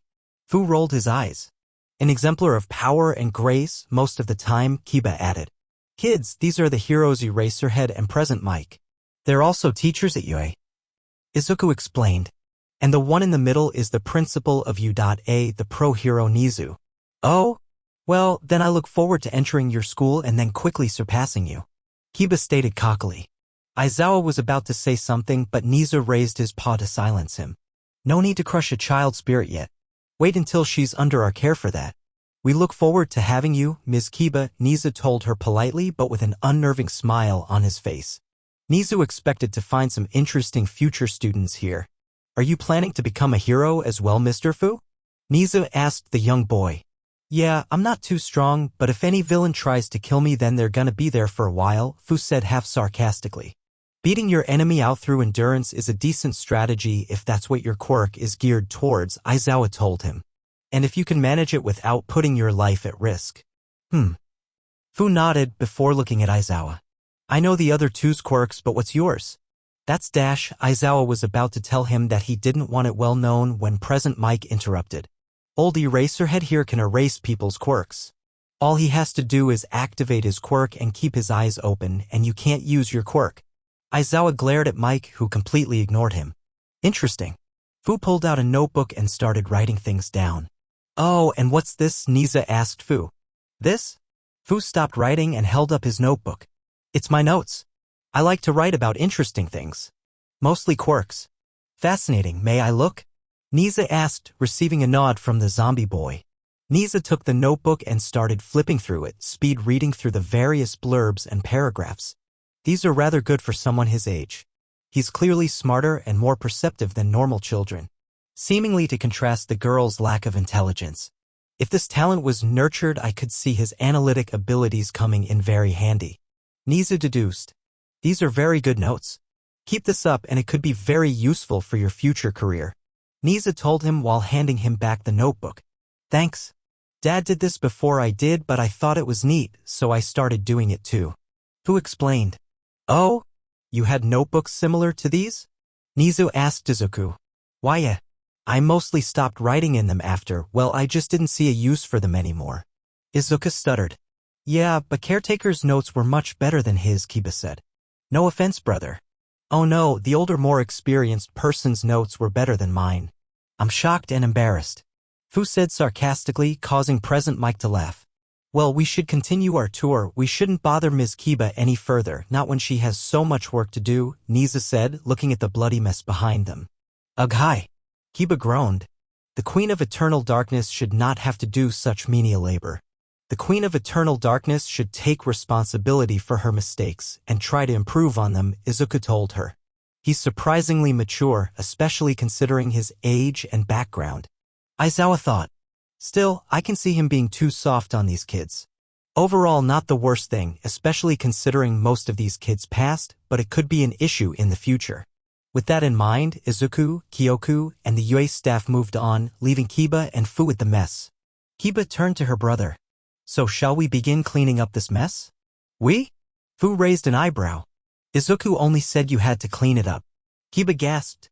Brother, you would not leave me to toil away at such an arduous task all by my lonesome, would you? You make the mess. You clean it up. Maybe next time you'll be more careful and won't splatter my organs all over the floor. Fu said. I'm going to eat and then have Shiroku fix my clothes, again. Kiba pouted heavily as Fu left, before going to get the cleaning supplies. A few minutes later. And this is one of the floors where the children stay, Izuku explained as he moved towards the children's rooms. I assume many of these rooms are altered depending on the child they hold? Nizu asked. Most of them are, Izuku said. Some of the children don't need it. As they walked, they saw Kei sitting outside of Fukunoko's room, seemingly playing battleship with the shy girl through the door. You sunk my battleship. They heard Fukunoko yell from behind the door. Evacuate the ship. Get to the lifeboats. Run. Swim. Izuku smiled as a feeling of happiness gripped onto his heart and tightened his chest. I'm so happy Kei and Eri managed to befriend her. It's one less thing I have to worry about. I told you I was good at this game. My skills really rock the boat. Kei giggled at her own pun. Aizawa groaned, catching the girl's attention. EAP. Who was that? Fukunoko panicked. Oh. Dad. Fuku, it's just Dad, Kyoku, and the UA heroes he said were coming. Kei told her. Are they gonna arrest me for having a bad quirk? Fuku continued to panic. Izuku sighed. Fuku, you don't have a bad quirk. There is no such thing as a bad quirk, a villainous quirk, or an evil quirk, and the heroes aren't here to hurt you. That's right, kid. What he said. Present Mike shouted, scaring Fuku even more. SHSSH. Literally everyone but Kei and Fuku shushed the loud hero. Sorry. Mike apologized. Izuku tried to regain his composure. These two are Kei and Fukunoko. Kei is one with the snakes for hair and Fukunoko is the one on the other side of the door. Hello. Nizu greeted them cheerily. I am Nizu, principal of UA, and these two behind me are Eraserhead and Present Mike. It is a pleasure to meet you both. Nice to meet you too, Mr. Mouse. Kei greeted before giving him a confused look. Or are you a bear? Or both? Are you a mouse bear? Nizu cackled. Who knows? A mouse bear. Is he going to eat me? Fuku asked. Izuku sighed in exasperation. Please don't take it personally, she's always like this. She's had a troublesome history and that's caused her to gain a persecution complex. It's a big issue. I'm sorry. Fuku wailed. It's not your fault, Izuku said, trying to sound genuine, but you can tell he'd been saying that a lot. It was then that the three UA representatives noticed something about Izuku. He looked tired. If they looked hard enough, they could see that Izuku had been hiding the bags under his eyes with some sort of makeup. Now that they got a better look at his body language, it was clearly that of someone trying to hide exhaustion. In case you were wondering, Kei's quirk turns people to stone whenever they see her eyes, Izuku explained. And Fukanoko's quirk allows her to emit a gas that causes hallucinations of the victim's greatest fears. Those two quirks are extremely dangerous. I can only imagine what kind of mental scarring the shy one could cause. It's a good thing they're away from the general populace, Aizawa thought. But the shy one definitely needs quirk counseling. Midoriya is technically a quirk counselor, but considering his age and how stupidly easy it is to get that license, I doubt he's very good. What interesting quirks. Would these two also be interested in enrolling at UA's hero course one day? Nizu asked. And no, thank you. Fuku shouted. I could never be a hero. Villains are so scary and mean. And if I was a hero, I'd have to use my quirk on people. And that's bad. That's true. Depending on how bad the hallucinations are, using them on villains might be considered too cruel. Aizawa thought. There were a few cases in history in which a person's quirk caused extreme suffering to a person. So much to the point where using it on even villains was considered excessive, and the people with those quirks were unfortunately barred from being heroes. I want to be a zoologist. Kei smiled brightly, and all of them. And study snakes. Well, I'm sure you'll be wonderful at it, Niza told her. And what is it that you would like to be, Ms. Fukanoko? I don't know. Fuku answered honestly. You don't have to worry about that right now. Present Mike quickly assured her. You've got a long life ahead of you. So take your time. Okay. Fuku answered, more scared than reassured. Seeing that Present Mike's loud voice would do nothing but scare Fuku, Izuka decided they needed to move along. We shouldn't keep you from your game any longer, so we'll be on our way, Izuka told the two children as he urged the group to follow him. Okay. Bye, Dad. Bye, heroes. Bye, Kyoku. Kei said, waving them all goodbye. Bye-bye. Fuku let out a sigh of relief. Happy they were leaving. And with that, they moved past them and through the halls. After a few minutes of silence, Niza spoke. I noticed that you may have forgotten to tell us this young lady's quirk, Niza said, referring to Kyoku. The young girl in response focused her glare on the animal principal. Oh. Yes. Sorry. I must have been distracted. Izuku apologized. Kyoku can see and alter a person's memories by touching their head. Ah. I see. Niza started putting the pieces together. And did she look at any of the other children's memories? Perhaps some of the more unpleasant ones. A few of them. Izuku frowned. And her own life wasn't pleasant before she met us. Kyoka's glare dropped, changing into a sorrowful expression while clutching Izuka's leg a bit tighter. And that would explain her extreme distrust, Aizawa concluded. Izuka sighed and nodded while petting Kyoku's hair to comfort her. Kyoku is a good girl, she just has a hard time trusting people because of what she's seen and experienced. Would you mind if I had a moment alone with her? Niza asked, much to Izuka's shock. That depends on Kyoku. Izuka turned to his daughter. Do you want to talk alone with Mr. Nizu? Kyoku was silent for a minute before looking at Nizu. She didn't trust the rodent-slash-bear person. Not at all. And she definitely didn't want to be alone with him. But her father did want her to trust people more, and maybe if Izuka wasn't there, she could get Nizu to let her look at his memories. You won't go far? Kyoka asked her adopted father. I won't, Izuka promised her. We'll just be going to my office and I'll be looking at the cameras the whole time. Kyoka paused before nodding and letting go of Izuka's leg for the first time since the visit started. Izuka seemed hesitant to leave her, but after shooting both Kyoku and Niza concerned looks, Mike and Aizawa left towards the office. Once the others were out of earshot, Kyoka spoke. What do you want? Kyoka asked rudely, keeping a good distance away from him. I just wanted to tell you a bit about myself, Niza said calmly. Some time ago I was a regular animal. But at some point in my life I gained my quirk. My body changed and I became quite a bit smarter. But I was still an animal. Just a slightly different one. And then humans found me. Kyoka had a distinct feeling that the story was going to get a lot sadder from this point on. They took me to a laboratory and did very bad things to me. They kept me in small cages and didn't feed me very much. Nizu explained, his smile never dropping. And after many painful experiments, I eventually changed into what I am now and escaped. After that, much like you, I didn't trust humans and hated them for a very long time. Niza saw it in her eyes, the words "they're like me" flashed in her mind. How did he know this? Well, unfortunately, there were many people like the ones who hurt him, and they did not limit themselves to just animals. And what better test subjects than children who can't fight back? One of the reasons Niza loved this job was because he got to see the faces of those criminals as he put them away for good. And even more to his delight, many prisoners shared his disgust towards child experimentation but not his restraint. But back to Kyoko, it was clear the girl was still not fully trusting him. Why did you stop? Well, as time went on, I saw many things. I saw that humans were capable of more than just cruelty, and at some points, I found I was the one being cruel. Nizu explained. And eventually, someone extended their hand to me. Much like Izuka did to you. And that put me on the path to where I am today. Kyoko seemed to be thinking over his words, wondering if she should believe him or not. Can I see your memories? Niza had already predicted that response.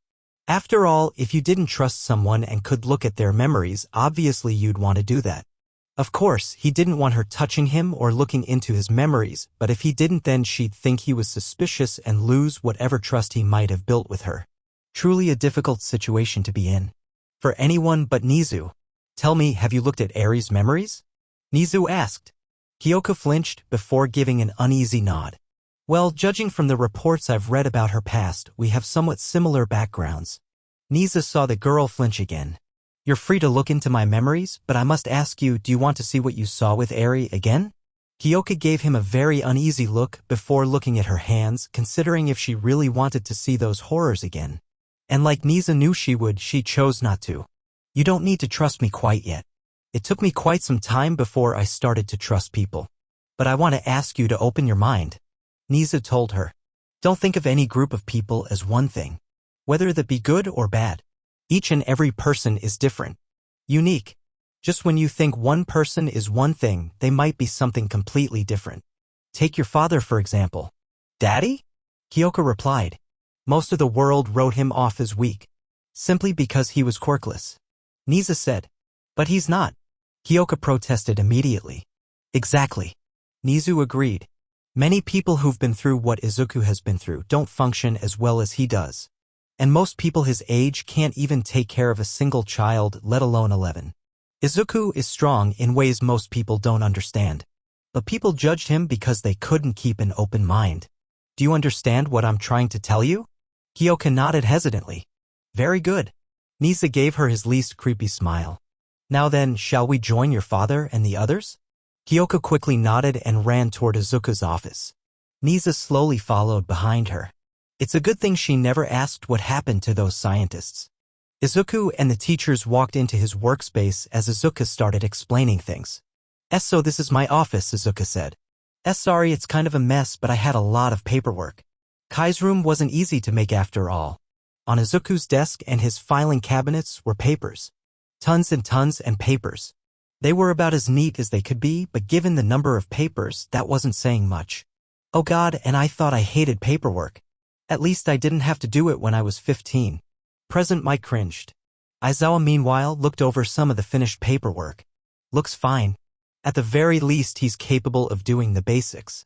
Still, putting aside his age and mental health, this is too much work for one person. While they were doing that, Izuku was looking outside his office window. Transfixed on something. Daddy! Kyoko rushed in and ran towards Izuku, grabbing his leg. Kyoko! Izuku looked away from what he was staring at for a moment to pay attention to her. Where's Nizu? Right here. Nizu walked into the office before calmly closing the door behind him. Izuku looked at Kyoko and noticed that she seemed to be a little distressed. Kyoko, is everything okay? I'm fine. Kyoko raised her arms, signaling she wanted Izuku to hold her. Izuku promptly picked up the girl and held her in his arms. However, he quickly felt his fatigue catch up to him as Kyoko felt much heavier than she actually was, and he realized he couldn't hold her forever, so he put her on his shoulders. After that, he looked back outside. My now, what is so interesting outside? Niza asked before walking up and looking out the window himself. Oh. What? Aizawa asked before him and President Mike looked out the window themselves. Oh. Outside was a rather strange sight. Kai was laying down in the emptied-out pool. How it got emptied out no one knows, with several other children showering him with water and soup. Koda was using his quirk to douse him with water, while Sansan and Shiruku crawled around on his body scrubbing him, while Yami had some Griffin Grim to help wash and dump water onto Kai, but now he was lounging on the side in a lawn chair. I have many questions. Present Mike said with no small amount of disbelief. I believe that it'd be best to go outside now, Nisa said. Yeah, Izuka said. Outside a few minutes later. As Shiruku was washing her brother, she noticed Izuku, Kyoku, and the UA staff walking up to them. Guys, Daddy and the UA people are here. Shiruku called to her siblings and Koda. Koda stopped spraying water and turned around. Sanson stopped what she was doing and got off her brother, putting down her brushes and spitting out all the soapy water onto the side. After getting all the liquid that wasn't naturally a part of her body off of her, Sanson moved a tendril over to Yami and started rapidly tapping him to wake him up. Ya? Ra. Yami had a tendency to bite whoever woke him up due to his instincts, so kids like Sanson and Fu were typically given the duty when the need arose. Pa. Yami spat out Sanson's goo, waking up fully from his short nap. Dad and the teachers are here, Shiruku told her brother as she crawled off of Kai. It's okay, Kai, you can stand. Now that everyone was off of him, Kai used his head to pull himself up. When Izuku, Kyoku, and the UA staff arrived at the pool, the children were already lined up and waiting. Already lined up by the time we got here. If only my class were this well behaved. Aizawa said. I believe I know the white one, his name is Yami, correct? Nisa said, remembering the young boy from the incident that happened not too long ago. And these creatures are of his creation. Yami said as confirmation. Didn't the reports say he was feral? Present Mike asked. He was, but then I had Kyoka use her quirk to teach him about everything, Izuku explained. There are still a few issues, but he's adjusted very well for the most part. Very good. And clever application of her quirk. Good work on both your parts. Nisa praised before looking at Sanson, who had moved over to him and started inspecting the teachers. And who is this? That is Sanson. Izuka introduced her. Her body is made up of acid normally, but thanks to a chemical insertion given to her every 24 hours we've been able to neutralize the acidic properties. How interesting, Nisa said, reaching out and touching Sanson, inspecting the goo. Hero, Sanson said. Sanson also wants to be a hero, Izuka said. She trains practically every day. I think she'll be a very promising student when the time comes. Her quirk reminds me of the sludge villain. But even more dangerous if you consider the acid. Aizawa thought. She's gonna be a problem child, I'm sure of it. I also would like to become a hero. Kai bellowed. It is nice to meet you all. I am Kai Midoriya. I look forward to being your student one day. And we look forward to having you, Nisa told him. He really is big. Present Mike whistled. And he's probably going to get bigger as he grows. Aizawa sighed. Both teachers silently hoped that they would be retired by the time Kai came to UA. Meanwhile, Shiruku was looking at Aizawa like he was a rotten egg, circling around the tired hero and inspecting him. Do you want to say something? Aizawa asked her, not having that patience for her shenanigans. You're a hero? Shiruku asked him skeptically. Present Mike giggled and Aizawa sighed. Yes. Despite what my appearance may suggest, I am in fact a pro-hero. Shiruku grimaced. Are you perhaps the justice hobo? Present Mike couldn't hold back his laughter and started cackling hysterically. The justice hobo. Ha ha. Aizawa's eyes twitched. Shiruku. Izuka shouted, slightly horrified by the insult. I'm sorry, father, but look at him. Shiruka pointed to Eraserhead. It's just so bare. He might as well be wearing a black onesie with a belt, scarf, and goggles. I am so sorry about her. Izuku apologized. She's very into clothing and designs and takes them a bit too seriously. I do not. Shiruka pouted. What about that time you wrestled your sister through several walls and destroyed multiple rooms just because she wouldn't try on your clothes? Izuka reminded her. Shiruka grimaced at the memory, not giving a response to that comment. What people choose to wear is their choice. Now please apologize to Eraserhead. Izuka told her. Shiruku looked at Eraserhead, cringing for a moment before looking away and apologizing. I'm sorry, sir. Eraserhead grunted. Not the first time this has happened. Annoyingly, it won't be the last. Wanting to divert attention away from this, Izuka looked over to Koda. This is Koda Izumi. I haven't adopted him, he's just a friend of everyone here. Ah, I see. Good to see the children are not completely isolated from the outside world. I was concerned the only person outside this family and a part DOC to come here was Ms. Uraraka. Nisa said, Are we going to ask what is going on out here, or are we just gonna ignore it? Mike asked. Because I don't know about the rest of you, but I'm confused. Simple, Kai didn't smell too good so we decided to give him a bath, Shiroku explained. Wash wash.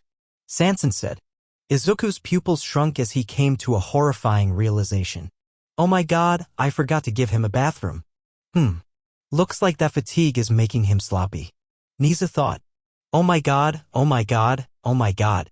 I need to go back and fix this immediately.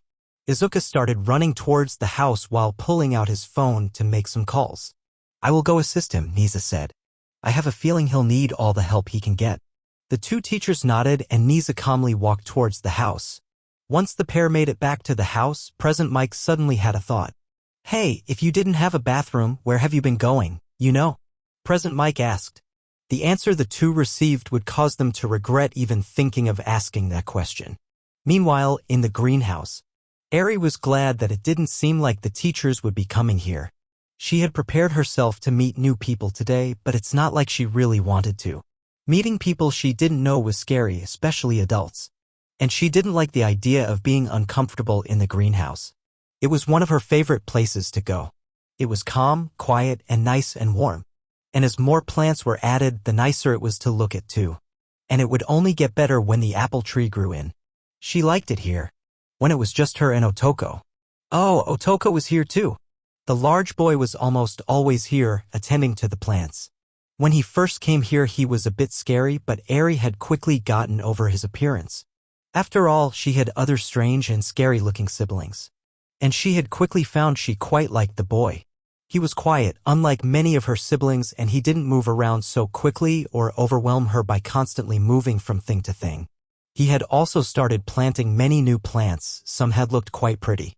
She hadn't voiced this appreciation, she still wasn't very good at approaching people, and she knew he appreciated his space, which she definitely understood. Besides, she had a feeling that somehow he understood. About an hour later, at the gates, Izuku, Kyoku, and the UA staff stood outside the gates as the UA staff were about to leave. Thank you for helping me with the bathroom situation. Izuku bowed as thanks to Nizu. It was my pleasure. I've had experience dealing with large children, so I was more than happy to lend my expertise. Nisa said. What's more, it appears you needed some assistance. You do have a lot on your plate after all. I can handle it. Izuku said quickly. I'm sure you can, Aizawa said dryly. But don't forget we're all, okay, most of us here are human. And we all require rest. If you don't start hiring help, you're going to start seeing major health problems. Kyoka looked concerningly at her father. I'll be fine, Izuku said. I've been looking around for help for a while. I haven't found anyone, but I will. Mike gave Izuku a concerned look as he knew the kid wasn't being fully truthful. Not that he could really do anything about it. Calling him out would likely do nothing but cause more stress, which would not be healthy for him both mentally and physically. Take care of yourself, kid. For their sakes at least. I will, Izuku said a bit too quickly. Well, we shouldn't keep you any longer. Farewell, Midoriya. Nizu as he and the teachers turned to leave. After they were out of earshot, Nizu spoke. We'll be having a meeting about this tomorrow morning. I figured as much, Aizawa said. Meanwhile, Izuku was praising Kyoku. You were very good today, he told her while patting her head. Thank you for behaving. Kyoka grinned at receiving praise. Can I have chocolate, Daddy? Sure. But just one. Izuku told her as they walked back towards the house. The next morning, UA meeting room. So I'm guessing this about the Midoriya visit? All Might asked. Indeed, Nisa said. Good news, the situation is much better than we thought. Oh good, but given what we thought I'm sure there are still plenty of things to worry about. Snipe said. Is at least more competent than the OPCCC, or rather DC? 13 asked. Quite, Nisa said. Mr. Midoriya is very mature for his age and is smarter than most people his age as well. He's handling this the best he can and is doing everything in his power to help these children. All Might smiled. He already knew these things, but it was nice to hear Nizu put everyone else at ease about Izuku's intentions. However, Nisa added, putting aside his age, he was still mentally and physically abused, outcast by society, and it shows. Did he show any resentment or distrust you while you were there? Cementos asked. Not at all, Midoriya is clearly a hero fan and was quite excited to have us there. Nisa refuted. One of his daughters thought? She was not happy. Mike added. She was giving us the stink eye the whole time. Back to Midoriya, while he didn't seem to distrust us, it's possible that's only because we're heroes, Aizawa said. He seems to have some level of distrust for others, and this is keeping him from hiring anyone to help him. While a fair level of skepticism is good considering the situation, for the number of children under his care he is going to need help. Midnight said. It was clear he was already exhausting himself, Aizawa said. However, he seems to have little to no care for his own health, prioritizing anything and everything involving the children first. Izuka Midoriya was called useless and discriminated against for his entire life. Snipe reminded them. As such, his self-worth and confidence are almost non-existent, as is his sense of self-preservation. Add to that his nature of wanting to help people and all the children he needs to help at once. He simply has little to no time to think of himself. Nor does he desire to. And then there is of course the matter of his dream. Or rather his former dream. Nisa sipped his tea. Izuka Midoriya wanted to be a hero. However, since he could not achieve that dream, he's attempting to fill that void, that feeling of aimlessness and uselessness. But a lifelong dream is not easily replaced. One of the reasons Midoriya does seek help or try to decrease his workload is simply because, without the work, Midoriya feels incomplete. Anytime his thoughts are not on his work, he is berating himself for giving up on his dream. He works to feel useful, and if he asks for help or stops working at any given point, then that feeling of usefulness also stops. The point of the matter is, even if Midoriya's health falls to shambles, he will not stop working, nor can anyone make him. So how do we help him then? All Might asked. It's not like we can force him to take part in therapy, and we can't hire people for him. We ourselves don't have to do much, Nisa said. But our first step is to wait for him to collapse. What? There was a general feeling of shock among the teachers at the suggestion of letting Izuka run himself into the ground. Think about it logically. We can't stop Midoriya from working, nor can we convince him to slow down. Inevitably, Midoriya will overwork himself too hard and fall ill, leading to a physical and mental collapse. There is simply nothing we can do about this. Nizu explained. What we can do is be there afterward to provide support for him and the children. But how exactly are we going to do that? Snipe asked. We can't personally be there all the time, not with hero duties and our classes, and having non-heroes come in whom Midoriya would distrust would only add to his stress, not to mention the effect it would have on the children. And that is where Ms. Uraraka and the students come in, Nisa said. Ms. Uraraka will be key in helping Midoriya both with the children and with his mental and physical recovery. And what exactly do you mean by that? Aizawa had a feeling he wouldn't like this. Once Midoriya collapses, we will send Class 1A Sans Bakugo to the Midoriya household to look after the children and Midoriya.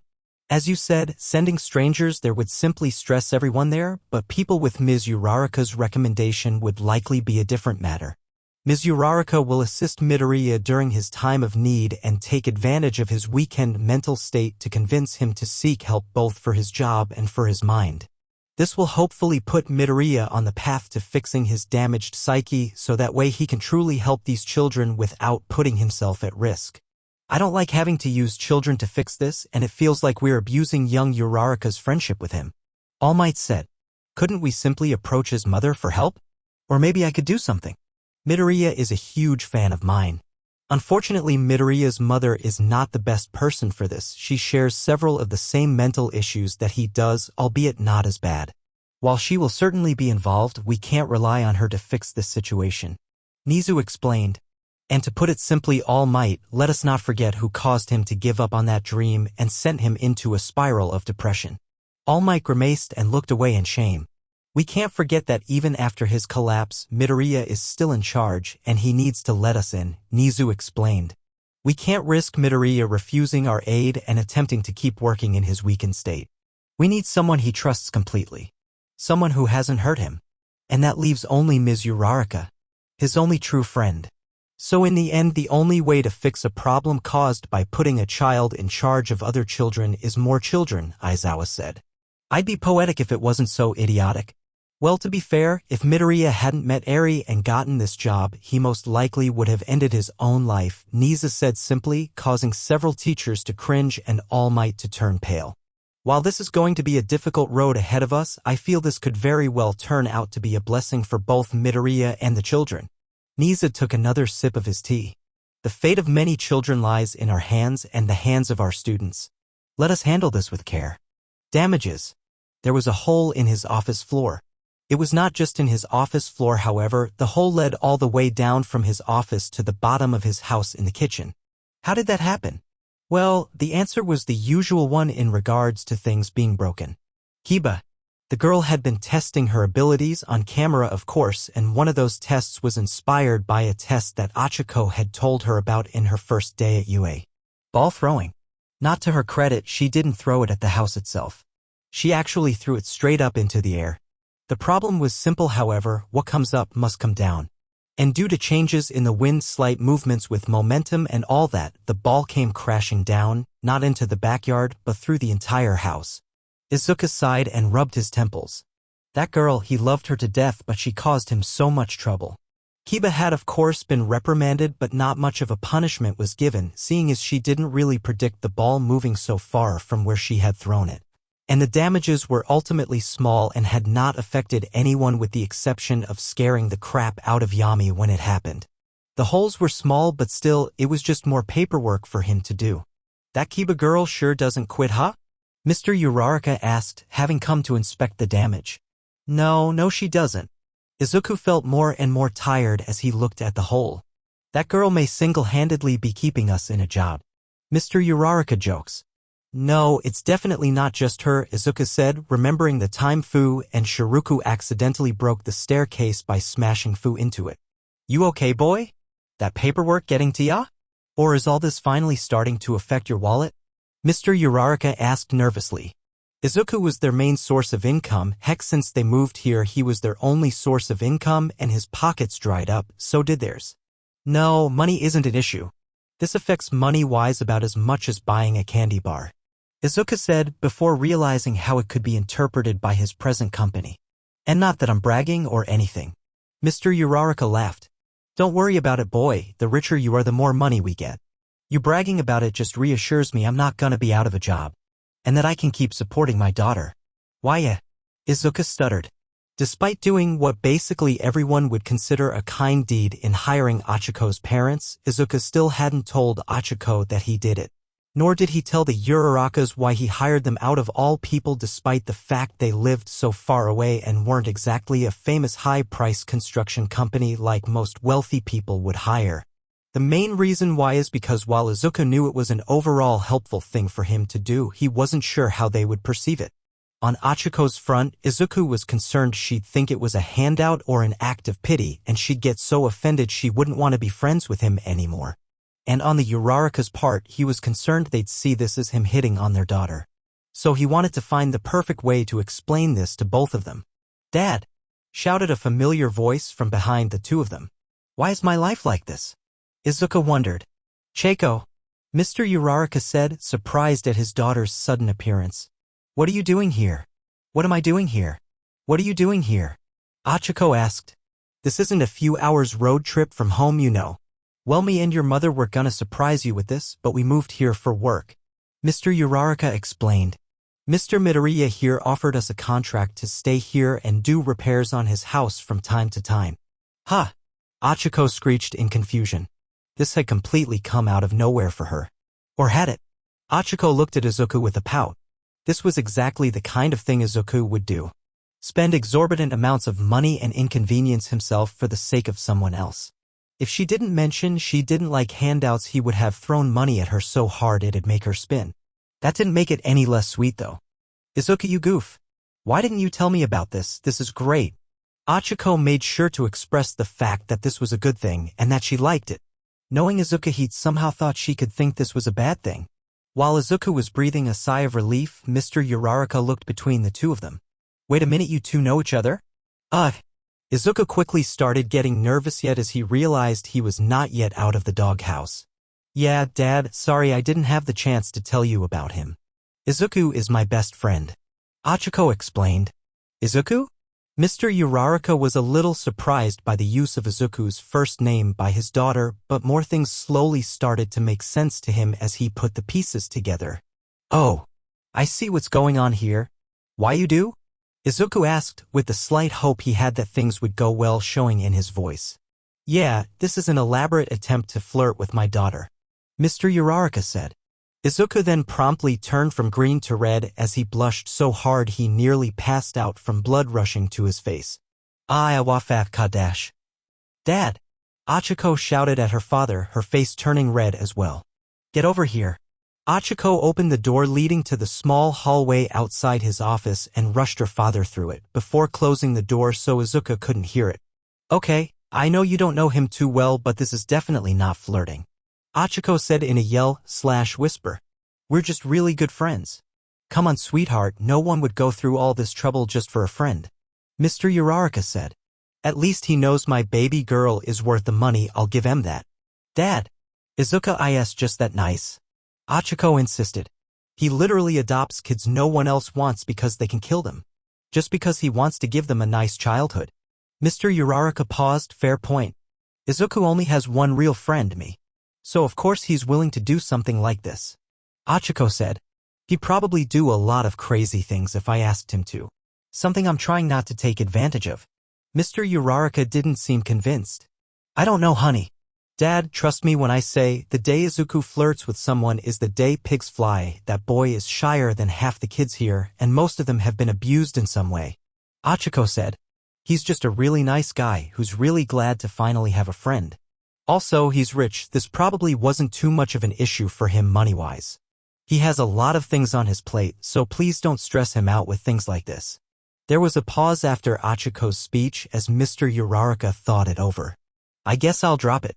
For now. He is my employer after all. But still, if he wants to get with my little girl, he's gonna have to go through me first. Achiko shook her head, blush still covering her face. It's not like that. Just go back inside and say thank you. Then we can go home and get Mom and we can celebrate being together again. Mr. Uraraka smiled at his daughter. Sure, honey, me and your mother would love to. Both of them smiled before re-entering Izuku's office and seeing that the boy was currently a moment away from having a nervous breakdown. Hey there, sorry about that. No problems here. We'll have those holes fixed up in no time. Mr. Uraraka said. Oh, really, T, that's good. Izuku said nervously. Yes, well, I think I'll go talk to the others. You two kids behave. Mr. Uraraka jokes. Dad. Achiko and Izuku both blushed heavily as Mr. Uraraka left. He smiled as he walked. At the end of the day, it didn't matter if they were friends or something more for now. Izuku clearly valued his daughter, and that was what mattered. So for now, he'd stay back and watch. Just for now. The hard choices. Izuku tried not to let his nervousness show. Yesterday, Nami had called him and told him that some government bigwigs from the upper echelons of DOC wanted to meet with him. He had no idea what it could be about, but he had a distinct feeling that whatever it was about, he wasn't going to like it. Thank you for choosing to meet with us, Mr. Midoriya, said one of the three men in suits that had come into his office. I was told this was a matter important to the children, Izuku said, a nervous sweat drop dripping down his forehead. Yes, about that, we represent the second level of DOC, the level you and most people don't interact with. The man said. As you know, DOC's duty is to protect society from overly powerful children or OPCs as well as protecting the children themselves. Izuku nodded. However, you've only been dealing with the first level. The man continued. This level has a few tasks. 1. Finding OPCs. 2. Helping out guardians of OPCs to make sure the child can live safely in society. And 2. Taking an OPCs whose parents have left them one way or another and then giving them to you. Yes, Izuku said, wondering where this was going. However, the second level appropriately deals with the second level of OPCs.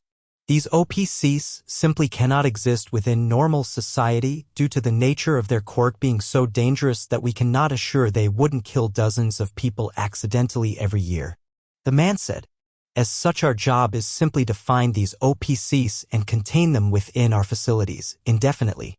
Izuku's eyes widened. Wait, by indefinitely do you mean dash? Forever, or until we manage to find a way to reduce their danger level to a level 1 OPC, however that rarely happens. Most of the time the child is simply confined in a facility for the rest of their lives. The man explained. Izuku felt a rush of oncoming emotions, shock, anger, sadness, despair.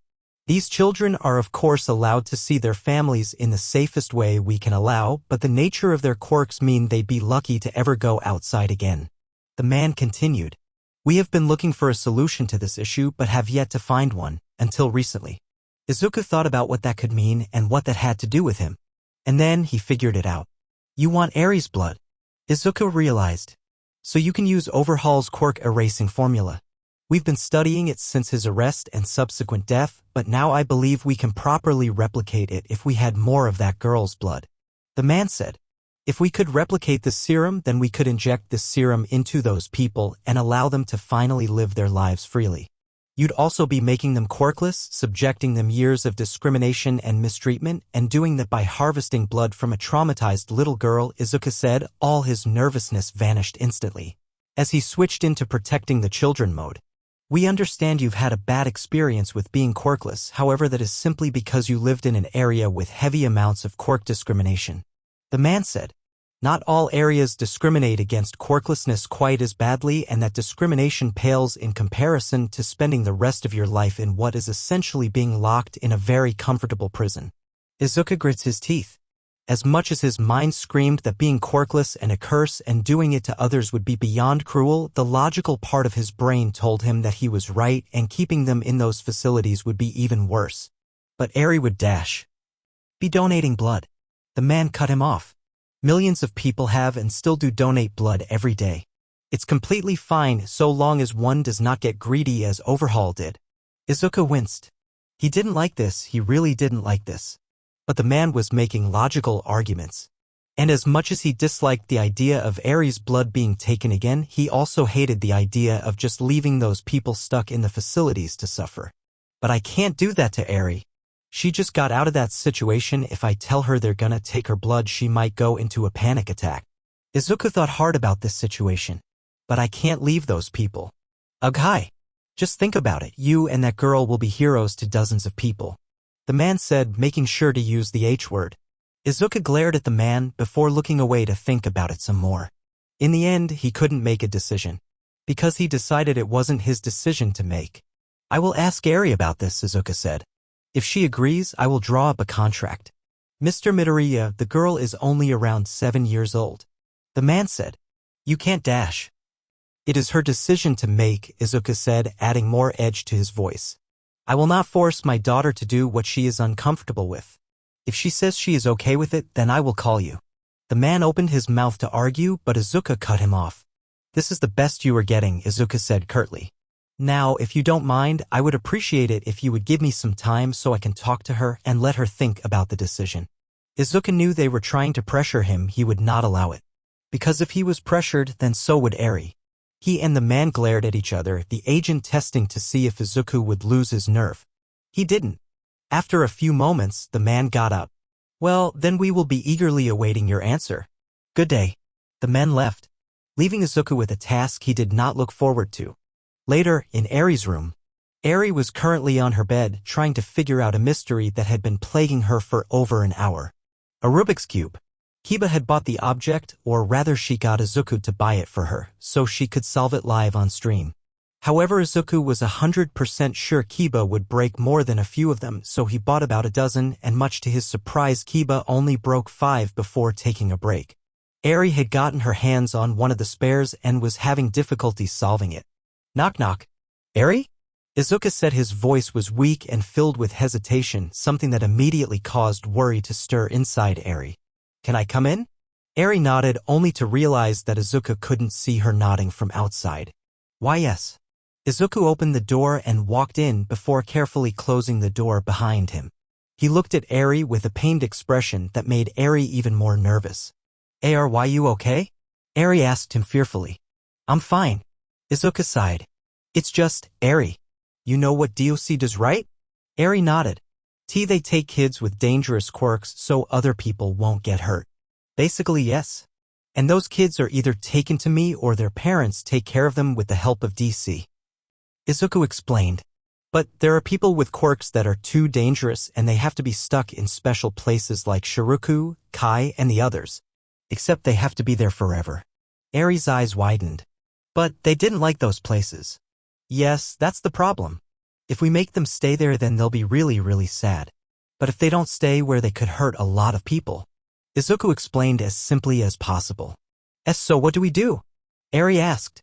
Izuku took a deep breath and pulled all the willpower he had. Well, Eri, they have a solution, but they want to take their quirks away and they need your blood. Izuku managed to say, even though it felt terrible. Eri's eyes widened in horror and she instinctively backed away. The act of which broke Izuku's heart more than a little. You don't have to worry, Eri, no one is forcing you. Izuku quickly reassured her. No one will take your blood if you don't want them to. They won't? Eri asked fearfully. Vague incomplete memories of overhaul flashed in her vision. No. Let me explain this better, Izuku said. If you say yes, then let's say once a month some people will come to take blood from you. First, they'll put you to sleep so you don't panic or feel any pain or fear. All you'll feel is a little soreness when you wake up. Then they'll take a needle and take a small amount of blood from you, and that's it. Then they'll leave. And that's it. They'll use the blood to make the quirk-erasing serum so they can give it to people who have quirks that are too dangerous so they can live normal happy lives again. But if you say no, then no one will come and you can keep doing whatever you've been doing. But then no one will be helped. The horror set in on the poor girl as she realized the weight of the choice in front of her. Either she did something she was insanely uncomfortable with, or she would have to lead an unknown, but presumably large, amount of people to suffer for the rest of their lives. The pressure was immense, and Izuku could sense it, and guilt weighed down on him heavily as he watched the poor girl struggle to try and make a decision, getting overwhelmed by the consequences that could come from either choice. You don't need to make that choice now, Izuku said. Just think about. Maybe talk to your siblings about it. Okay, Eri said, thoroughly shaken. Izuku looked at her for a moment before wrapping her in a hug. It's okay, no matter what decision you make, I'll always love you. And your siblings too. It took Eri a moment before she hugged back tightly. After a few minutes, the two eventually separated. Do you want me to stay with you? Izuku asked her. To his surprise, Eri shook her head. I want to talk to Kyoku, Eri said. Okay. But I'll be in my office if you need me. I have to work out how this is going to work if you say yes or no, Izuku told her. But if you need anything at all, just talk to me. Eri nodded and slowly Izuku walked out of the room. And immediately started kicking himself. Metaphorically. Stupid. Idiot. Worthless. Izuku berated himself. He felt like he was about to vomit. How could he put Eri through such a difficult and stressful choice? Especially after what she's been through. But at the same time, what else could he do? Was he supposed to force her? That would be terrible. After being forced to give blood to overhaul and then this. She would never trust him again. And he couldn't just say no and condemn all those people to suffering. He physically could not bring himself to do that. But there had to be something he was missing. Some easy choice that didn't involve hurting his little girl. He was just too stupid to see it. Izuku hit his head against the wall in frustration, trying to release pent-up frustration. Why her? Why out of all the children did it have to be her? Because the truth is, the agent was right, donating blood wasn't a huge deal, people did it all the time. It's just that it was Eri donating blood.